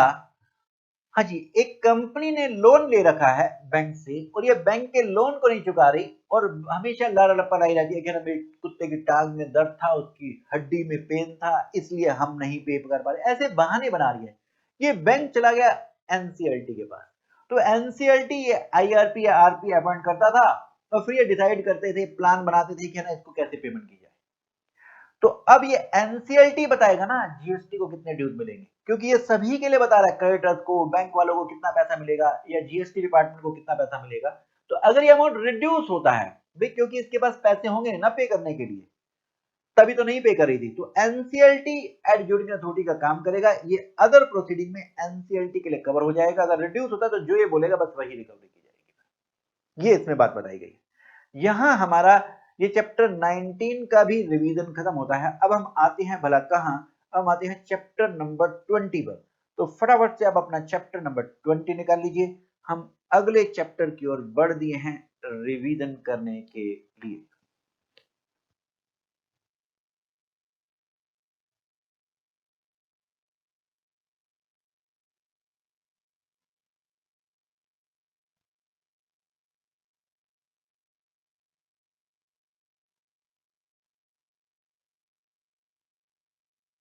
हाँ जी, चैप्टर 20 लायबिलिटी टू पे इन सर्टेन केसेस। आइए यहां देखिए जरा, हम सेक्शन 85 टू 94 करने जा रहे हैं। इसमें सेक्शन 85, ए ने बी को बिजनेस बेचा, इस ए के बिजनेस के रेस्पेक्ट में कुछ ड्यूज हैं, टैक्स इंटरेस्ट पेनल्टी 20 लाख के। ये 1 जुलाई को बिजनेस बेचा है। सवाल ये है कि ये ड्यूज ए से ले सकते हैं या बी से भी ले सकते हैं। ये ए और B jointly and severally liable हैं। हम सारे ए से, सारे बी से, थोड़े ए से, थोड़े बी से ले सकते हैं जी। चाहे ये अप टू द टाइम 1 जुलाई तक के डिमांड, चाहे ये डिटरमाइन की गया बिफोर 1 जुलाई या आफ्टर 1 जुलाई, ये दोनों से लिए जा सकते हैं। इसलिए बिजनेस परचेज करते समय ध्यान रखना। हाँ, 1 जुलाई के बाद अगर कोई सप्लाई हुई, उसकी टैक्स लायबिलिटी सिर्फ ट्रांसफरी चली जाएगी, और ट्रांसफरी को अपना रजिस्ट्रेशन अमेंड करा लेना। अगर अगर डेथ से प्रोप्राइटर की, उसके बिजनेस, उसके बेटे को ट्रांसफर हुआ, तो ये ट्रांसफरी लायबल होगा उन ड्यूज को पे करने के लिए। आइए इसे समझने के लिए हमने ऐसा क्वेश्चन किया था। अवतार, इसने अपने बिजनेस को बेचा रोलेक्स को। अब इस अवतार के बिजनेस के रेस्पेक्ट में कोई ड्यूज हैं जो बिजनेस बेचने से पहले ही डिटरमाइन हो गए थे, लेकिन अभी तक अनपेड है। क्या ये ड्यूज अवतार ट्रांसफरर से ले सकते हैं, या जो बिजनेस परचेज करने वाला रोलेक्स है इससे भी? ये दोनों ज्वाइंटली एंड सेवरली लायबल है, इनसे लिए जा सकते हैं। नेक्स्ट आएंगे वापस अपने एग्जामिनेशन बुक में। हाँ जी, प्रिंसिपल ने एजेंट को गुड्स दिए, ये एजेंट आगे गुड्स बेचने के लिए बायर को अपना इनवॉइस इशू करता है। अब इस पे जीएसटी एजेंट को देना है जी, ये सप्लाई इसकी है। अगर ये एजेंट ना दे तो क्या प्रिंसिपल से ले सकते हैं? जी हाँ, agent principal jointly severally liable है, जो भी गुड सप्लाई या रिसीव किए जाते हैं प्रिंसिपल के बिहाफ पर। क्वेश्चन यूं पूछा जा सकता है, एबीसी ये प्रिंसिपल है, इसने एंगेज किया राघवंशन एजेंट को, राघवंशन आगे गुड्स बेच रहा है एबीसी के बिहाफ पर, तो बताइए इस पे जीएसटी की लायबिलिटी दोनों ज्वाइंट है, एबीसी और राघव दोनों से ये लायबिलिटी ली जा सकती है या किसी एक से भी ली जा सकती है, ज्वाइंट एंड सेवरली लायबल है। अच्छा जी, सी इंस्टीट्यूट इन दो सेक्शन को नहीं पूछता, इसमें मैं दिखाऊंगा ये मेनली 88, 90 और 93 ये तीन सेक्शन है जहां से क्वेश्चन आता है, 4 नंबर का सीधा सीधा क्वेश्चन आता है। ठीक है, तो ये आपको रट के जाना है, क्वेश्चन लिख के प्रैक्टिस करनी है इसके आंसर की। अब आते हैं सेक्शन 87 पर। ए लिमिटेड और बी लिमिटेड मिलकर बन गई एबी लिमिटेड, क्योंकि इनका अमलगमेशन या मर्जर हुआ है कोर्ट या ट्रिब्यूनल के ऑर्डर की वजह से। अब कोर्ट का ऑर्डर आया 1 जुलाई 23 को, लेकिन इनको बैक डेट से मर्ज कर दिया 1 अप्रैल 23 से। तो अब 1 अप्रैल 23 से 1 जुलाई 23 के बीच में जो अगर इन दोनों कंपनी आपस में सप्लाई या रिसीव किया है, इस पे टैक्स कौन पे करेगा? यहाँ सेक्शन 87 कहता है इन दो कंपनी को ऑर्डर की डेट तक 1 जुलाई 23 तक डिस्टिंक्ट पर्सन माना जाएगा। अब मान लीजिए ए ने सेल करी थी बी को, तो ये ए की टर्नओवर में ऐड होगा और ए टैक्स पे करेगी, और जिस दिन ये ऑर्डर पास हुआ कोर्ट का, इस डेट से अपनी आरसी इनकी कैंसिल कर दी जाएगी, क्योंकि अब तो ए बी लिमिटेड नया रजिस्ट्रेशन लेगी ना। तो अगर आपके पास क्वेश्चन आए तो सीधा यूं यहां पर liability to pay tax in case of amalgamation merger बताओ, सीधा सीधा सेक्शन, ये सीधा डायरेक्ट क्वेश्चन आया करते हैं। हाँ जी, इसके बाद आएंगे वापस, हम करेंगे सेक्शन 88। कभी कभी ये क्वेश्चन पूछ सकता है, हाँ जी, कंपनी का लिक्विडेशन हो रहा है, कौन सी कंपनी, पब्लिक या प्राइवेट कोई भी।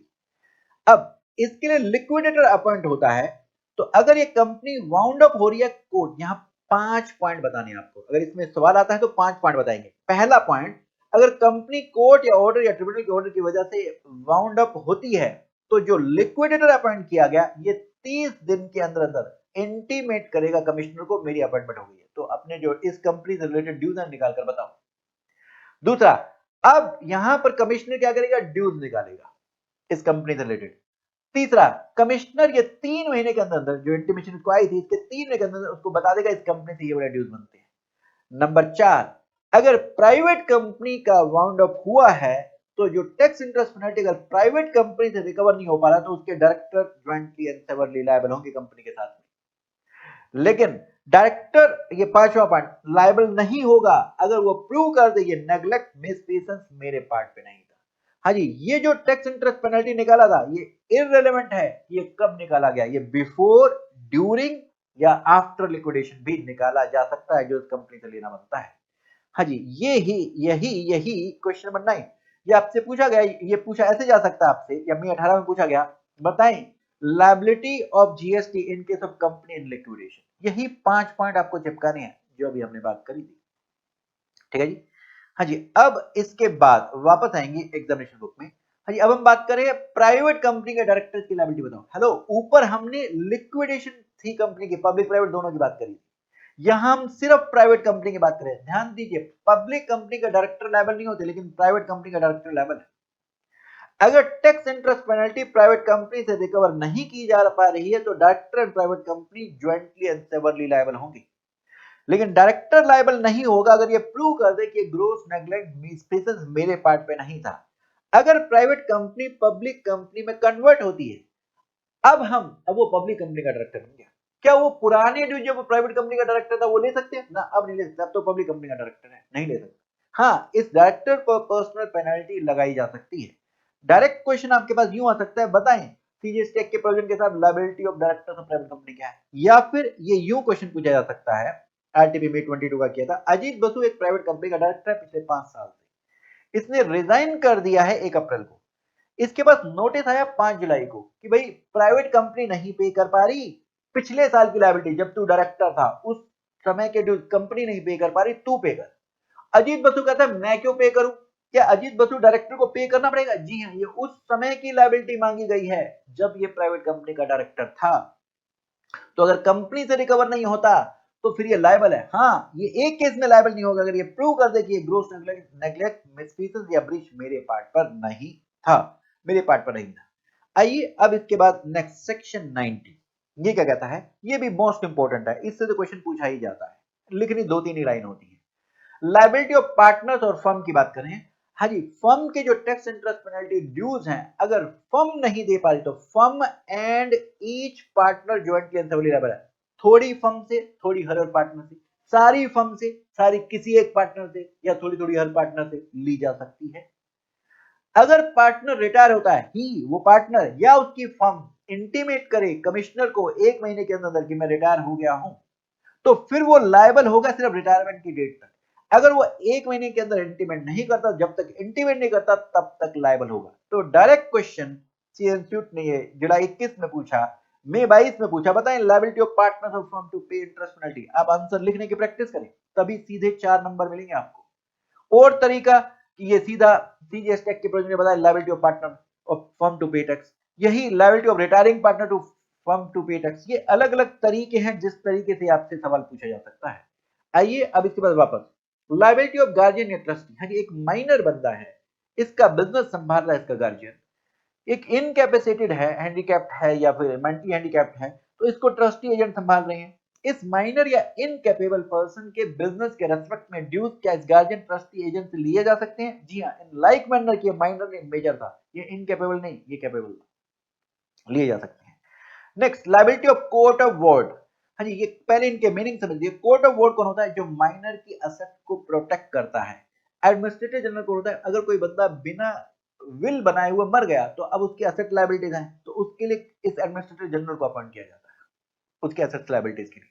ऑफिशियल ट्रस्टी, ये किसी अदर्स के प्रॉपर्टी के बेनिफिट के लिए किसी इसको अपॉइंट किया गया है। ऐसे रिसीवर मैनेजर कोर्ट ने अपॉइंट किया। इनके मीनिंग आपको ध्यान नहीं रखना है, ये आपकी नॉलेज के लिए बताए हैं। आपको एग्जाम में तो सिर्फ यही लिखना होगा। अगर वो पूछता है लायबिलिटी ऑफ कोर्ट वार्ड, हाँ जी, ये सभी जो है किसी और के बिजनेस की असेट्स को ये टेक केयर कर रही हैं। अगर उनके बिजनेस के रेस्पेक्ट में अगर कोई टैक्स इंटरेस्ट पेनल्टी पेबल बनते हैं, क्या इनसे रिकवर किया जा सकते हैं? ये मानते हो कि ये बिजनेस कर रहे हैं?